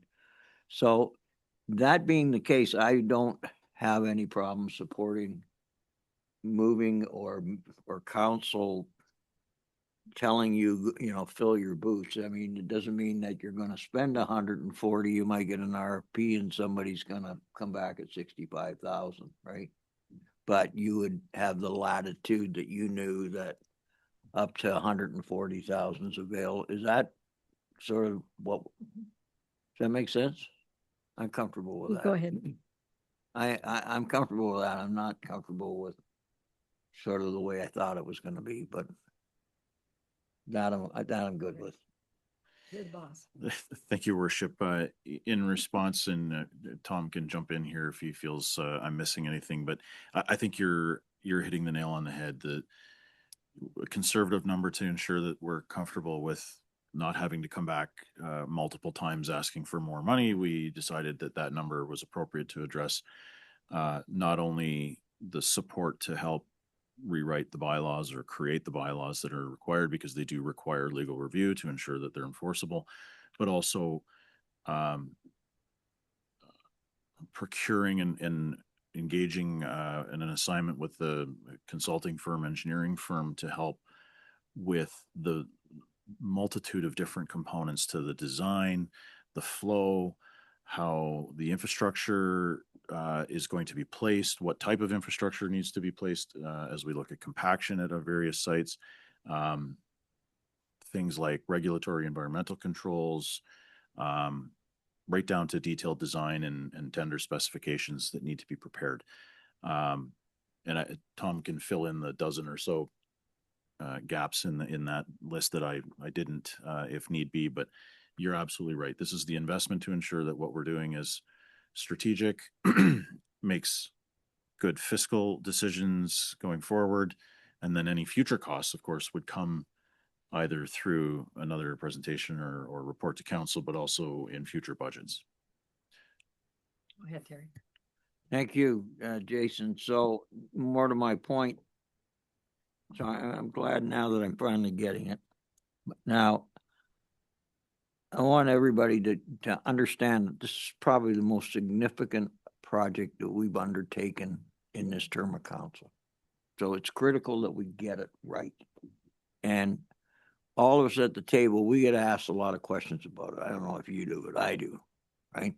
So it's imperative that we understand where we are in this process. So I would ask for the courtesy is once you get your RFP prepared and you get it circulated and hopefully you get some really good respondents and you and your team sit down and evaluate these RFPs, that you'd come back to council and educate us with your recommendations. Right. And that way I think we know what's going on. I'm comfortable with that. I mean, I don't like getting asked questions and not having the answers. And I know that you always give me answers, Tom, when I ask you the question. I And think that's no that's problem. critical, particularly this year, because all of our ratepayers are sitting on the edge of their chair, especially with the signs in the dump saying this dump could be closed permanently. Yeah. We will get one heck of a lot of questions. So keep us posted and keep us covered with answers so we actually have the facts. Yeah, I have no doubt that we're gonna find the best path forward, but it's just how we get there and, you know. So thank you very much for the very hard work that you've done to date, and, I'm good with this report. Okay, I've got Ken and Greg who would like to comment on it, and then we'll take a vote. Thank you, Madam Mayor. Actually, Tom and I talked about this the other day. And personally, we have to find the money. I don't care where we find it, but we have to find the money. It's something that needs to be done. It's not a want, it's a need. But I'd be interested to see the engineer's report once it's completed to see what they come up with. Do you have any idea once it's out or how long it might take for this process, Tom? So it'll be definitely a few months for sure. So I expect In the I don't, fall? it'll be in the fall. Yeah. Q4, I expect a detailed cost analysis. And I believe I forget who just raised the point, but there are off ramps in terms of, extending. It's a site by site basis, but if we can do them all at once, it's better leverage at the beginning. You get a little cheaper costs instead of drowning it out 3-4 years down the road. We're able to, if council says, actually, let's just hang tight on Turtle Lake Road, let's keep it as is, then there's options that way as well. So there are off ramps per scenario and per site. So I'm keeping this as orderly as possible with getting to a finish line properly. Thanks, Tom. It's like I said, I don't need the money, so we got to do it. I'm looking forward to see the end result. So thanks. Councillor Getty. Thanks, Madam Mayor. Tom, I just wanted to thank you and the team. I know that this has been an ongoing basis and there's been a lot of discussions. And I thank you for getting us to here. I agree with Councillor Fellner. I do think this is the most important thing we've been dealing with since we've been on this term of council. And I think that I say for myself, this has been the most collaborative initiative that we've had between council and staff and the community. So I think I agree with Terry, we have to get it right. I think we will get it right because we're all working to steer it in the same direction. I too had some of the same concerns as Terry in regards to when I first read the report. They've been answered, and I'm good to move ahead. My question, and I guess it may be a moot issue, it's probably already being considered, but as part of the process moving forward in the analysis that needs to be done, will we be costing both private and public costing to it, whether it's a process that's administered in-house or whether we can, if there's a financial or operational benefit, to be looking at subcontracting the waste management process out. So I just hope that as it moves forward, those are the two things that we'd be looking at. I'm going to assume that they are, but it wasn't in the report, so I just wanted to ask the question. I can answer. So it's a simple line in the RFP that I have actually right in front of me right now, where it actually asks, in-house versus contracted. So it's something we'll look at for sure. And I just, and the timing in regards to putting out the RFP, moving that process forward, as you mentioned, will probably take us early into the fall. But I think it's important that at least that will be coming back hopefully before the end of this term of council. And I think that the other advantage is it does then allow us, whatever process we put in place, the fact that the administrative penalty system and putting those rules and regulations in place now, the timing is good because the reality is we have to have that in place before we move to whatever system we're going to move to. So I think it works out well. I applaud staff. I thank Jason, and I think Sean is moving forward with the AMP and the bylaw component of it. So the timing is falling in, and hopefully we have a responsibility as a council that we can put this in place before it goes to the election process, and this council may change. It may be close, I get it, but not to put any pressure on, but hopefully best case scenario. So thank you. Thank you, Worship. And, we share council's vision here of trying to expedite and get this done as soon as possible. But at the same time, we certainly don't want to rush and make mistakes or miss opportunities by pushing it too hard. Our commitment to council and, of course, to the most important, the ratepayers, is that this process is intended to be as transparent as it possibly can and as collaborative as it can. And through council, we'll be bringing back a variety of reports, not just in the near future or midterm, but I suspect for the next couple of years, as we work through the various phases, we'll be back in front of council on multiple occasions to share, here's the updates, here's the status, here's the next phase, and get, confirmation and direction from council, today's council, and any potential future councils as we maneuver through this complicated yet significant initiative that will have serious and significant impacts, hopefully for the benefit into the future. And I think what I'm hoping is that what will need to be spent in 2027, we will understand before we get into the 2027 budget cycle. And we'll at that point have to decide if it's tax-based or borrowing or financed. But we all know, I think, around this table that we have to make changes longer term going forward. So as Jason says, it's going to be back on the council table lots of times to get it right. Okay, Terry, last comment, then we'll call a vote. My last comment, this is a little shout out to bylaw. I was wandering around last night at 9 o'clock, getting rid of a couple bags of garbage. I went to the airport, and lo and behold, there was one of our bylaw guys or girls sitting in the back of the parking lot having a look. And, just that alone is enough of a deterrent that, word gets out and said, well, Seguin's watching, so you got to be careful. So shout out. I thought it was great. Thanks very much for the hard work, and looking forward, Tom, to seeing what you come up with. Thanks. All in favor of the staff report? Thank you, and that's carried unanimously. I have a motion that the Council of the Corporation of the Township of Seguin does hereby receive the annual statement of the Treasurer of Development Charges and Reserve Funds for the period from January 1 to December 31st, 2025, attached as Schedule A to this resolution. I need a mover and a seconder to put Ken and Mario. And this is a statutory obligation, I believe, if you have any development charges. So that's what Michelle is filing. Does anybody have any questions? It's pretty clear what it's for. All in favor? Carried.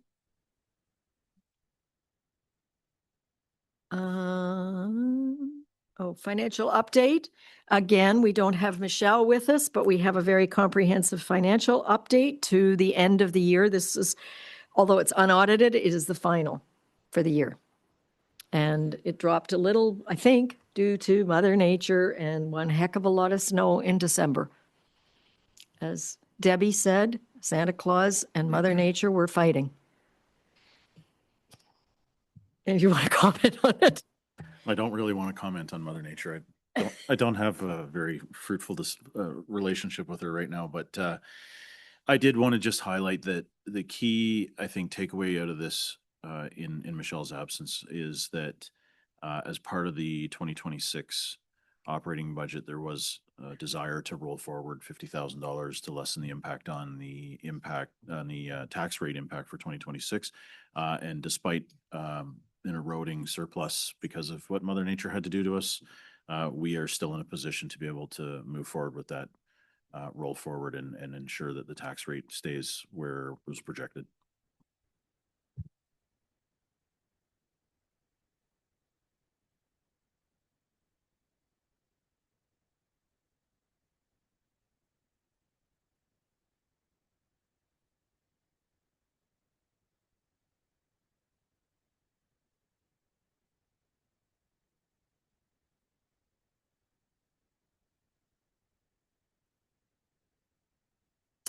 smart community.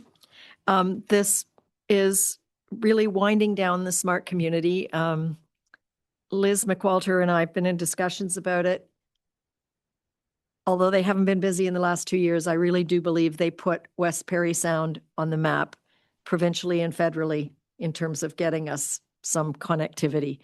So I will read the motion that whereas on the 6th day of July 2015, the Council of the Corporation of the Township of Seguin passed resolution number 2015-190, approving the documents prepared by the Smart Community Committee to establish West Perry Sound Smart Company Incorporated as a not-for-profit corporation under the Ontario Corporations Act, and consented to the Smart Community Committee taking the necessary steps to incorporate West Perry Sound Smart Company, Inc.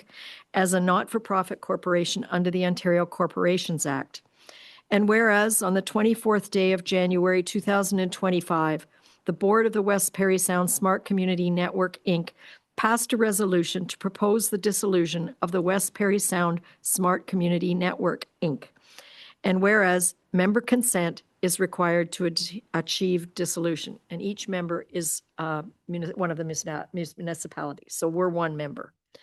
Therefore, be it resolved that the Council of the Corporation of the Township of Seguin, as a body having appointed a member to the West Perry Sound Smart Community Network, Inc., does hereby authorize and direct the mayor and the clerk to sign the consent form for the dissolution of the West Perry Sound Smart Community Network, Inc., attached hereto as Schedule A. Could I have a mover? Greg and Mario. And I think it was interesting in the council package, their list of accomplishments. And I really do think they helped us probably get connectivity faster than some other municipalities. They were very vocal at many meetings. All in favor? Thank you. As we send them this, can we send them a thank you and a congratulatory little letter to thank them for their, on our behalf?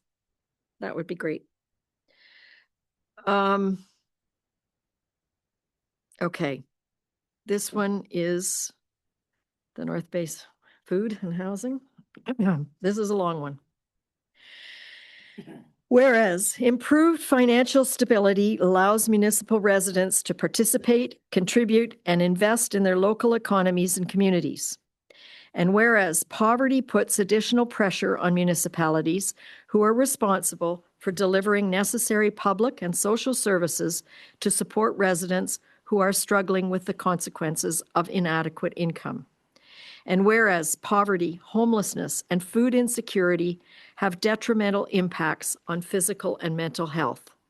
And whereas income is an important social determinant of health that greatly impacts a household's ability to pay for the basic costs of living, including housing and food. And whereas the 2025 North Bay Perry Sound food affordability results show that households reliant on social assistance do not have enough money to pay for the cost of living. Therefore, be it resolved that the Corporation of the Township of Seguin does hereby support efforts to raise awareness about and work to reduce poverty, homelessness, and food insecurity. And further, be it resolved that the Corporation of the Township of Seguin does hereby endorse the recommendations from the North Bay Perry Sound District Health Unit and call on the province to increase Ontario Works and Ontario Disability Support Program rates to reflect the costs of living and index Ontario Works rates to inflation going forward.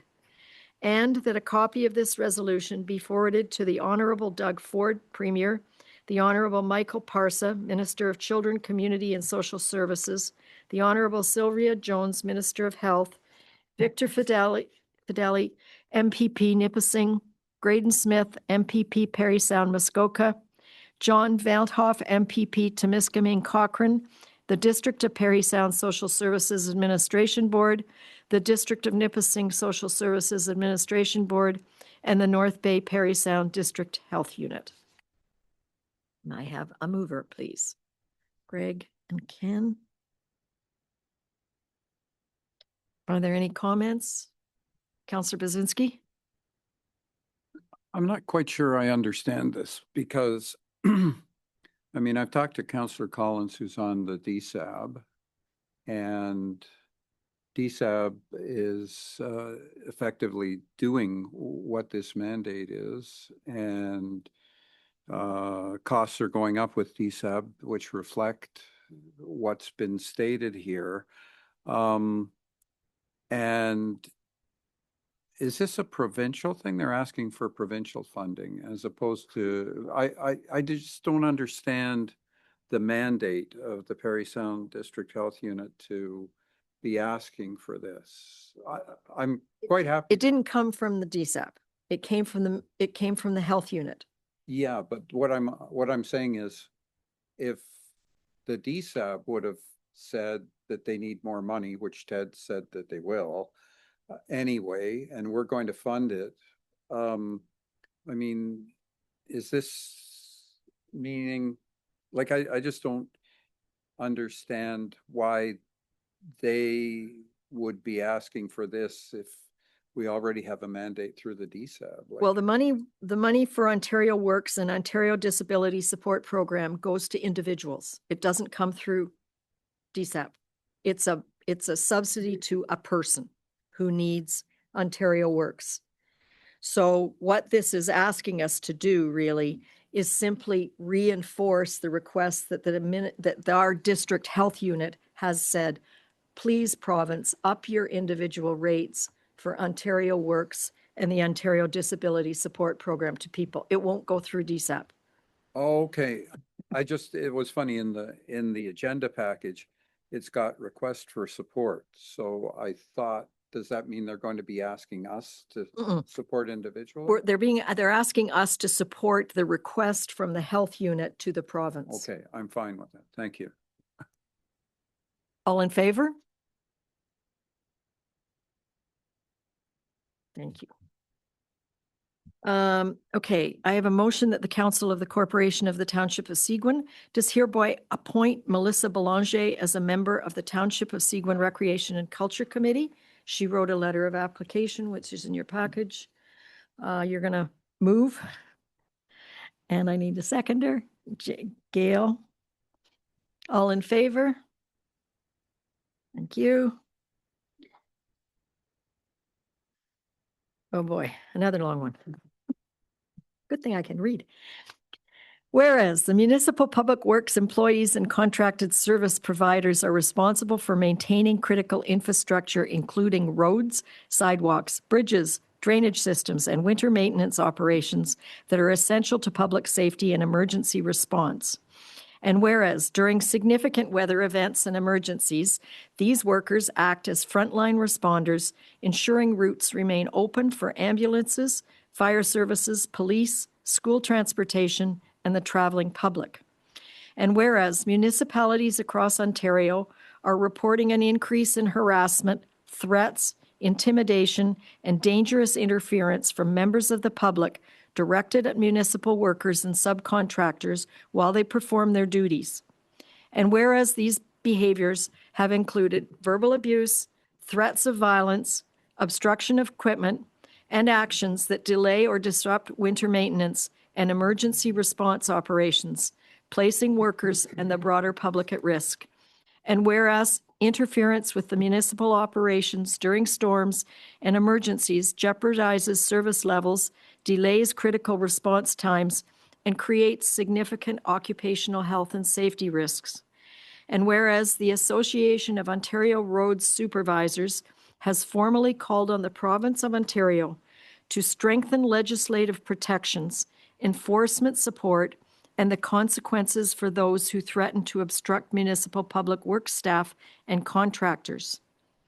Therefore, be it resolved that the Council of the Corporation of the Township of Seguin does hereby support the calls to action advanced by the Association of Ontario Roads Supervisors to improve protections for municipal public workers and subcontractors. And further, be it resolved that the province of Ontario be requested to introduce legislative and enforcement measures that recognize municipal public works workers and contractors as essential service providers during declared significant weather events and emergencies. Deter, penalize interference, threats, harassment, or obstruction of municipal operations, and provide clear direction and support to police services to proactively respond to these incidents. And that a copy of this resolution be forwarded to Ontario Doug Ford, the Honorable David Piccini, Minister of Labour, Immigration, Training and Skills Development, the Honorable Rob Flack, Minister of Municipal Affairs and Housing, and the Association of Ontario Road Supervisors. Could I have a mover, please? Derry. And Ken, all in favor? Thank you. Thank you, Gail.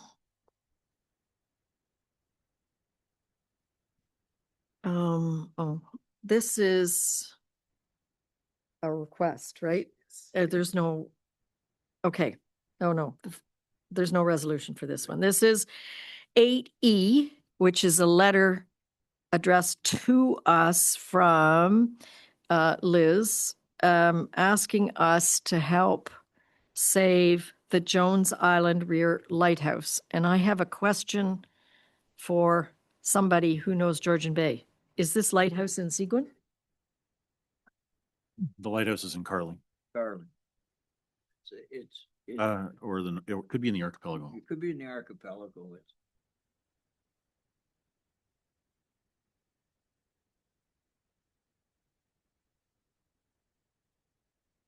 It's an important little lighthouse, and I mean, it's got a. I can't believe that they're thinking of demolishing it. It's got, it's got the status of a recognized federal heritage building. It's by the Parks Canada, right? So I don't know. Coast Guard, I guess, probably doesn't have the budget to fix it. The easiest thing for them is tell Public Works, we want you to take it down, and you get this big fight going on between all the federal agencies. So hopefully Scott can help. It's very important, I think, anyhow, to preserve this kind of thing. It makes a trip out in the bay interesting, or a trip anywhere interesting. Gail, you've got a comment. I just want to say that the lighthouse in Rosso, that is maintained by Seguin Township, was preserved by a federal agency in the beginning when it was first preserved, and then we took over the care of it, I believe. So I think there are avenues to get lighthouses saved in communities that have nothing to do with municipalities. They're to do with I think it's federal or maybe provincial government. I mean, I think it should be saved, but I think there's a way to save it without, I think it should be saved. I just don't know that they can't do it without, like we did it in Rosso, with help from somebody higher up, and then we maintain it. I believe it falls under Seguin Township right now. The one in Rosso, we maintain it. We paint it. Because I went through 15,000 agencies before I realized I should have called Dominique. Anyway, I think there is a definite way to do it. I think it should be done, but I think that there's ways that it can be helped. We can help do it, or help support their desire to save it. The very specific request is we would appreciate a letter of support from Seguin. That I think we can easily do. Absolutely. If somebody tells us who to write to.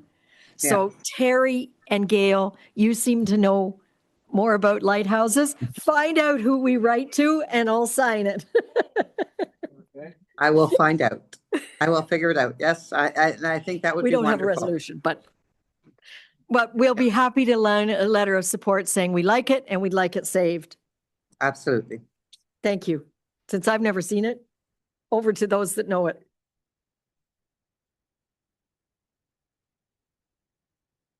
They'll probably have something to do with fisheries and oceans or.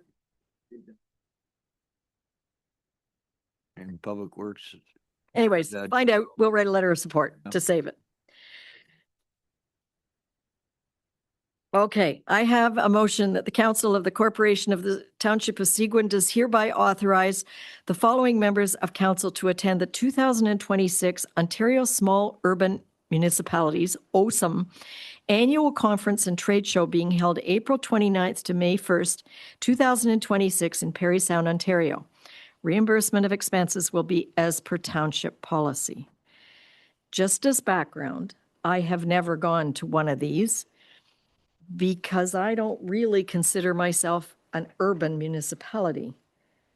However, it is next door to us. Does anybody want to go for $650, isn't it? To go to Parry Sound?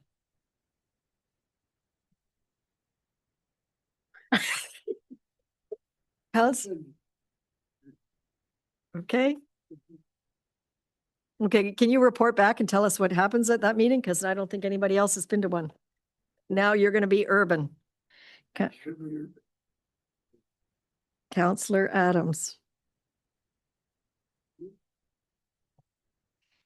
I've agreed to drive to Timmins the week before to go to the FONA meeting, so you can have Parry Sound.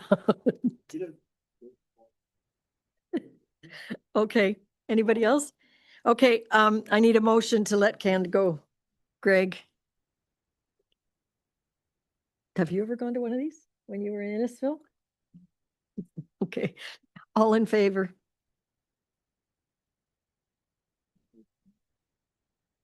Tell us what you get for lunch for $650.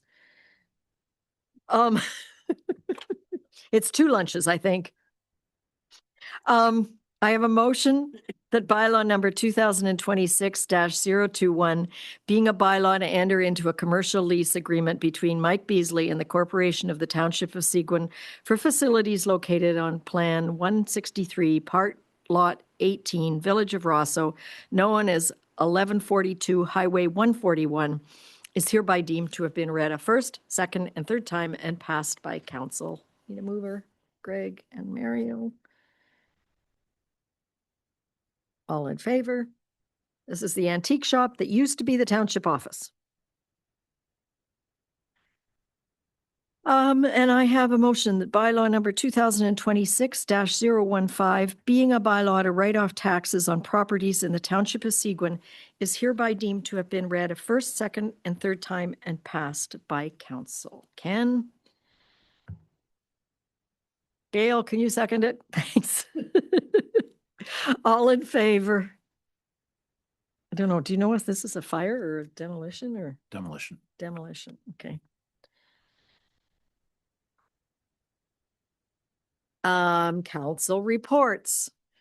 How about we start with Ward 6? Gail. Hi. I will report that on February the 4th, I went to a Rosso Caring Community meeting discussing the future lunch and learns and related meals, etc. February the 10th, we got together as a group and cleaned the community hall kitchen. On February the 11th, we had a Memorial Hall meeting, the lunch at the dog sled run. We did a fundraiser with the lunch. February the 12th, I had a DSAB meeting, a very good meeting once again. February the 17th, I attended and worked the lunch and learn. On February the 18th, I shopped for the lunch at the Rosso Memorial Hall. On the 18th, I had a rec committee meeting at 6:30, and on the February the 20th, I picked up food in Bracebridge for the dog sled run fundraiser. On the 20th, we had pickups and drop-offs for the dog sled run. On the 21st, I attended the dog sled run and the luncheon, and I also attended on the other side and tried to pretend I was the mayor. It didn't work out. It worked out okay, Anne, but it wasn't you, and it was fabulous though. The lunch was fantastic. A lot of comments, a lot of compliments, a little bit of food left over. So it was a very successful fundraiser for the Rosso Community Hall. And then I had another rec committee meeting, I think, in there. I can't remember what day. Anyway, that's all I have. And thank you. Hey, Councillor Fellner. Thank you, Mayor. It was a wintry month for sure. Some people were absent, missed it all, but anyhow, on the 11th of February, I had a West Perry Sound Recreation Cultural Center, or the Tamarack North Center meeting. Things are getting, and I also a little later on in the month got a tour of the facility, and things are getting really close. It's really, really close. The only hiccup we've had, and it's not a huge one, but we talked about the pool and the possible tariff, and the solution was to have the pool manufactured in Canada, which is being done. The fabrication shop, because it was the first time they've ever made these panels in these parts, had some delivery issues, and we're behind a little bit. So the opening's behind 3 or 4 weeks. It's we waited 35 years for this place. We can wait another 4 weeks to get it done properly. So I know the paper had an article, and I don't know, I read the article, and they were comparing us to the school, and I thought that didn't really work in my in my wheelhouse. So anyhow, no, it's all good. People are really getting excited about this. There's a lot of excitement in the community, everybody talking about this, and our own CAO, of course, was instrumental, and the mayor in making this all reality. The 21st, I had the privilege of leading the dogs from the arena again one more time. Yeah, on my snowmobile to Rosso. That was the second year I got to do that. It was really, really interesting to see how many people are standing out at the side of the trail or in their backyard, or at the neighborhood groups standing on like the Browns Lake Road as you go by, everybody waiting for the dogs. It's a big deal. Like it's turned into a bigger deal than I ever realized it would. I think, thanks very much for staff. They worked so hard, and the rec committee got involved this year. There's all kinds of things for the kids to do over in the Rosso Hall. There was hundreds and hundreds of people in town, and here at the arena. It was really, and we had a really nice day for it. I've been out and about on the trails all month. They're excellent. For once, we got the perfect weather, and South Seguin Club's done all the clubs in our township have done a really great job. And today I got the chance to tour the bottom end of my ward before the meeting, and went for a little run around the ward and everything. It's busy out there. There's lots going on, lots of Fishermen. There's fishermen out there. There's a lot of contractors on the lake. They're doing repairs and additions, quite a few new built. So it's very good. So anyhow, that was my life in February. Wasn't that busy, and just spent most of the time trying to keep warm. Councillor Getty. I'm getting used to being cold again. Just before, I had a quiet month, but I think we should recognize the efforts of Councillor Fellner in regards to the Tamarack pool as well. He's been instrumental in keeping us in the community up to date on it, and his efforts. So I just want to say thanks as well, along with the mayor and Jason. I was quiet. The only thing I really had, other than phone calls and some emails, was the beginning of February. There was just a backtrack a little bit. At the end of last year, there was the Ontario Snowmobile Federation wanted to close a number of trails. They were going to close about 20% of the trails. There was a large meeting took place up at the Bobby Orr Center. Councillor Fellner and myself attended. It was interesting. There's a number of problems relative to it, which, in this community, not only for our residents, but for tourism and the economic opportunities and the enhancements that we have, it was important for us to be involved. On the 3rd of February, as a result of that, Councillor Fellner and we arranged a meeting with the West Perry Sound OPP, Staff Sergeant Hall, as well as other staff members, along with Joe Hawkins from the South Seguin Snowmobile Association. extremely productive, answered a lot of questions on both sides of the table, improved communication, I think, between us as a township and the OPP relative to the enforcement and social problems that we have with on the trail system here. So there's been a number of correspondence going back. The reality is that there are a lot of rumors, untruths about what is able to be done by the OPP on the trails and what is not. And I think that having South Seguin Snowmobile Association there allowed them then to go back to the other snowmobile associations to be able to coordinate what they can do to help in policing or controlling actions on the trails, as well as what the OPP can do for it. So it was a great meeting, and I think there's been a number of correspondence going back that since then, and I think it's definitely improved the safety of the trails within the community here. So moving forward, I think there's big benefits. We had discussions in regards to some ideas moving forward for next year, and we'll continue to move between. Obviously, nothing that can be put in effect for this year, but hopefully moving forward into next year, we'll be able to continue to improve the use of the trails in the community. And other than that, that's me. Councillor Bazinski? Just a point of interest, somewhere about 10 years ago, a group of about 10 of us, spouses together, went to a place south of North Bay where they taught you how to drive a sled with dogs on it. And it was amazing. And the other thing that a lot of people don't understand, those dogs can pull like crazy. Like if you miss, there is a brake on the sled.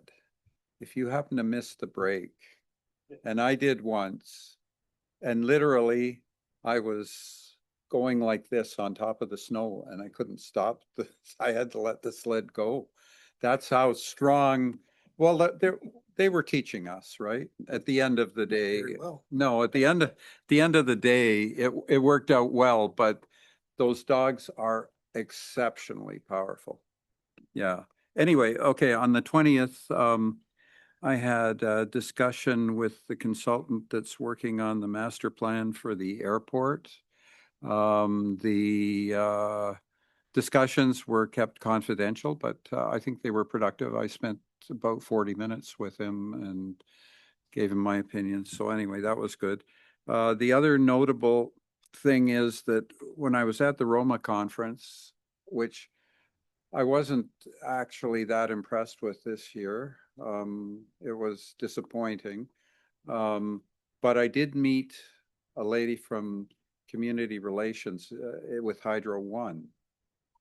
And I don't know if you're aware of it, but Hydro One is proposing a new transmission line from the Hanmer Transformer Station in Sudbury down to Barrie to the ESSA Transformer Station. And it's rather ironic because back in 92 and 93, the last years that I worked for the old Ontario Hydro, I was a project manager for that project. And it was deferred because of the demand for the system wasn't there. But the implication for us is the study area right now goes from basically the existing corridor all the way to the east to Highway 11. So it is conceivable that there could be a new right-of-way, which makes sense because if you think of it from a security point of view, all your transmission lines are in one area. If you get a massive ice storm, you can bring towers down. They've done that. That's happened up on Highway 17. There were 2 towers that fell over at Matchadash Bay. And the V-guide towers are very interesting, those V's with the cables, because if one goes, there's the potential for an accordion-like effect, which takes out a lot until you get to a heavy angle tower. Anyway, long and the short of it is, I think I've established a fairly good rapport with her. They were planning on open house meetings, but they've deferred that now until they can get agreements with the First Nations, because I guess there were some issues with the First Nations. And I remember even when I was involved, trying to get a transmission line right away through the Wata First Nation is going to be exceptionally difficult. At the time, the chief had a son who died of childhood leukemia, and there is some study that says that there's a possibility of childhood leukemia from the electric EMF effects of the transmission line. So anyway, but I will keep council appraised and up to date on what's happening, and I will be providing some of my experience with it. I won't be trying to tell Hydro One what to do, because that doesn't get you anywhere. Not to mention the fact that things have changed since I was manager of that project. But anyway, so that was kind of interesting and exciting. So there were a couple of things from the Roma conference that I found beneficial, even though the sessions, a lot of them were not. They were, talking about the OMERS pension plan and who controls it, and these types of things that, quite frankly, we should be going to those conferences to learn something about what municipalities are doing with waste management, with roads, whatever. So I was disappointed. Anyway, thank you. Councillor Adams. Boy, my report's going to be boring. I attended a museum meeting on the 26th of February. I had a meeting with Jason. I had a meeting with Tom. I did not do the dog sleds this year because I've done it for many, many, many, many years. So I decided not to do it this year, so I might go back next year. A lot of calls, not too many calls, but a lot of emails, a lot for about the flight plan and what else? Well, the trails up in by Orville with the motocross and stuff like that. But that's about all. Thank you very much. Thank you. Yes, we've got a lot of correspondence in our agenda package about the trails, and I met with one of the, people today, and, I just hope that the ministry is getting all of the same letters and phone calls we're getting. And I encourage, every time I get one, I say, please copy our clerk, and here's the M&R address, because they're the decision maker. So February 4th, Valerie and I attended one of the bi-weekly meetings with the ad agency that has been hired by the Y to launch the Tamarack North Center, and our interest in it is to make sure that some of the funds help promote our hard hat party, which is coming up. Everybody get out your pencil. Please plan to attend Saturday, May 23rd, the sneak peek hard hat party at the pool, at the recreation, at Tamarack North Center. It will be the first time the public is allowed in, and likely our last fundraiser before the building opens. It's going to be a fun party. Everybody will get a hard hat. You have to come in rubber-soled shoes. Saturday, May 23rd, and it's kind of 5 till 9. Food stations by Rosso Pizzeria. We'll have a live auction. The auctioneer is Jim McCoubry, who many of you may know as the bartender at the Legion. He sells flowers at Little Garden Center, and he cooked for our regional meeting in Orville.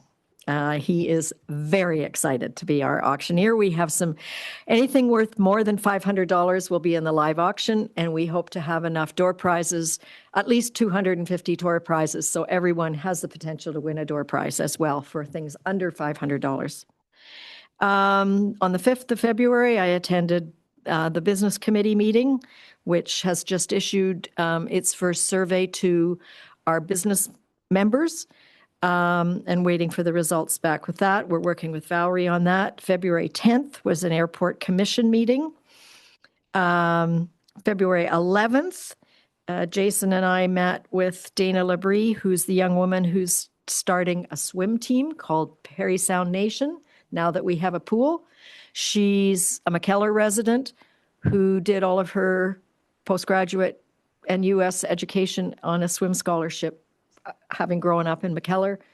She did it in the U.S., so she's very keen. If you are a qualified lifeguard, she's looking for lifeguards, and you can dig out your Bronze Cross from whenever you got it, and that will qualify you to be a lifeguard now. She's also hiring coaches. On the February 12th, I sat in on my third mayor's meeting with Education Minister Calandra about the high school. The entire meeting lasted 11 minutes, and I'm not sure we got any new information. However, he is committed every 3 weeks to talking to the mayors via Zoom and updating us. Then I had an interview with Jason from the Master Plan Airport. I was very impressed, actually, by his questions and his depth of understanding. The 23rd, we had a fundraising meeting, which now is focusing on the Hard Hat Party. The 26th, I sit on the EMS 9/11 committee for Seguin, and we had a meeting there, and nothing was mentioned about the fact that our firefighters and people can't get on. And anyways, they didn't even talk about it. Then on the 28th, which was Saturday, I attended the celebration for Megan Oldham. And it was incredibly well done, except there were so many people that came from all over Ontario to be at the presentations in the Stocky Centre, and they didn't get in, and they didn't get in even to get autographs signed. It was so busy.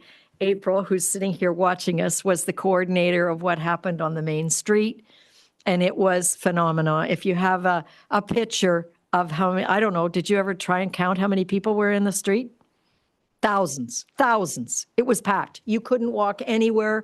The only food was popcorn and cupcakes, but people stayed for 2 hours eating popcorn and cupcakes. It was absolutely packed, and Megan was very gracious and paying tribute to her home community.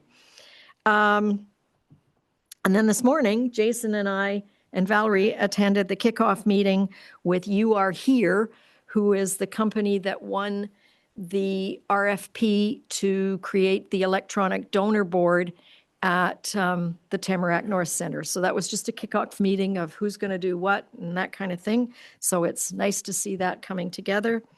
So as council, you've got two dates on your calendar. The tickets will be on sale for May 23rd, mid-March.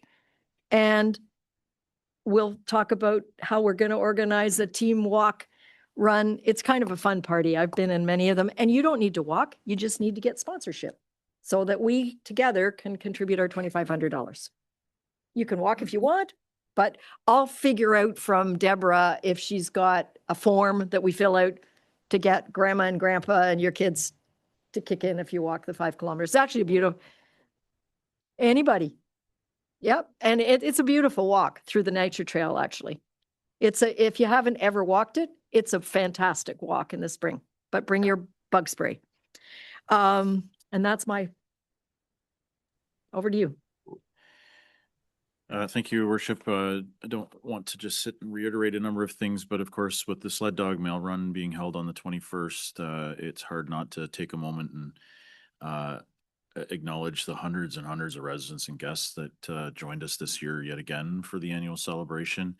And I think it's really important that there's a huge thank you to the volunteers, the sponsors, the mushers who traveled from all over the place, Ohio, New York, remote Northern Ontario communities, New Jersey. It's really impressive, their commitment to get here, to have fun in a non-competitive way. And of course, none of this happens without the volunteerism and the support and the staff that make this event happen year in, year out. And it just never fails to be anything less than an exciting day for everybody that attends.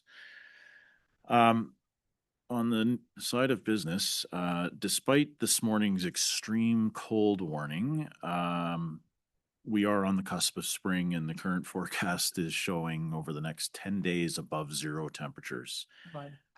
We appreciate everybody's patience during this time of fluctuating temperatures because we know that we will have challenging conditions around the municipality, specifically on the roads.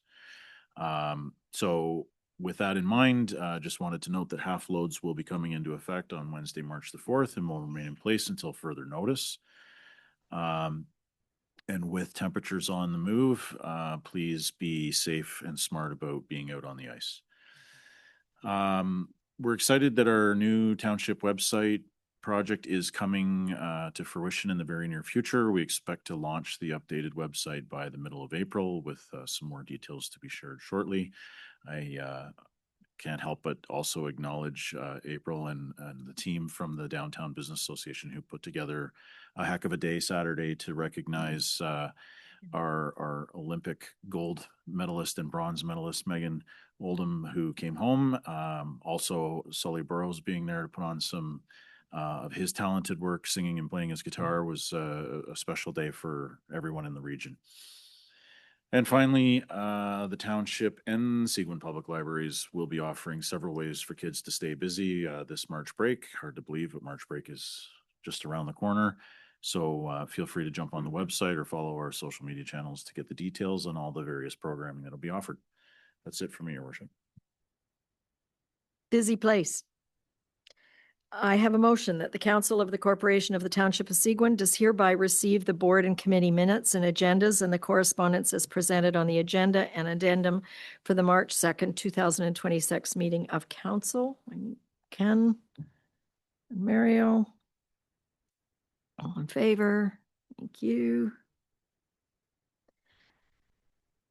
I have a motion that the Council of the Corporation of the Township of Seguin does hereby proceed to a closed meeting at 4:50 p.m. in order to address matters pertaining to personal matters about an identifiable individual, include the human resources manager matters, Mover. Greg, all in favor? Thank you. So for Mexico tomorrow morning. So why don't you get the numbers solidified and then we'll pick a time. Like I always meet with them Thursday morning.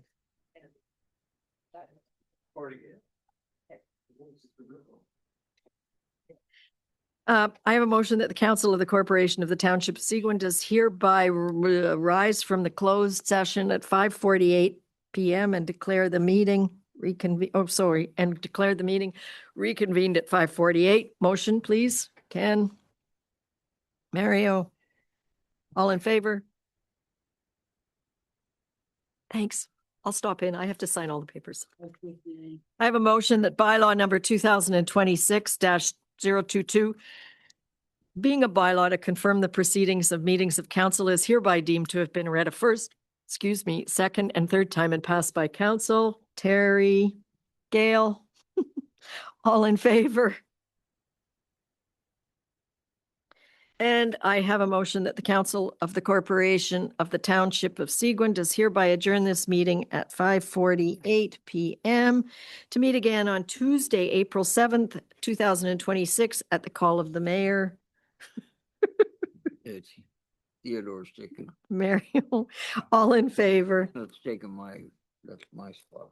Thank you, everybody. Thank you, Ann.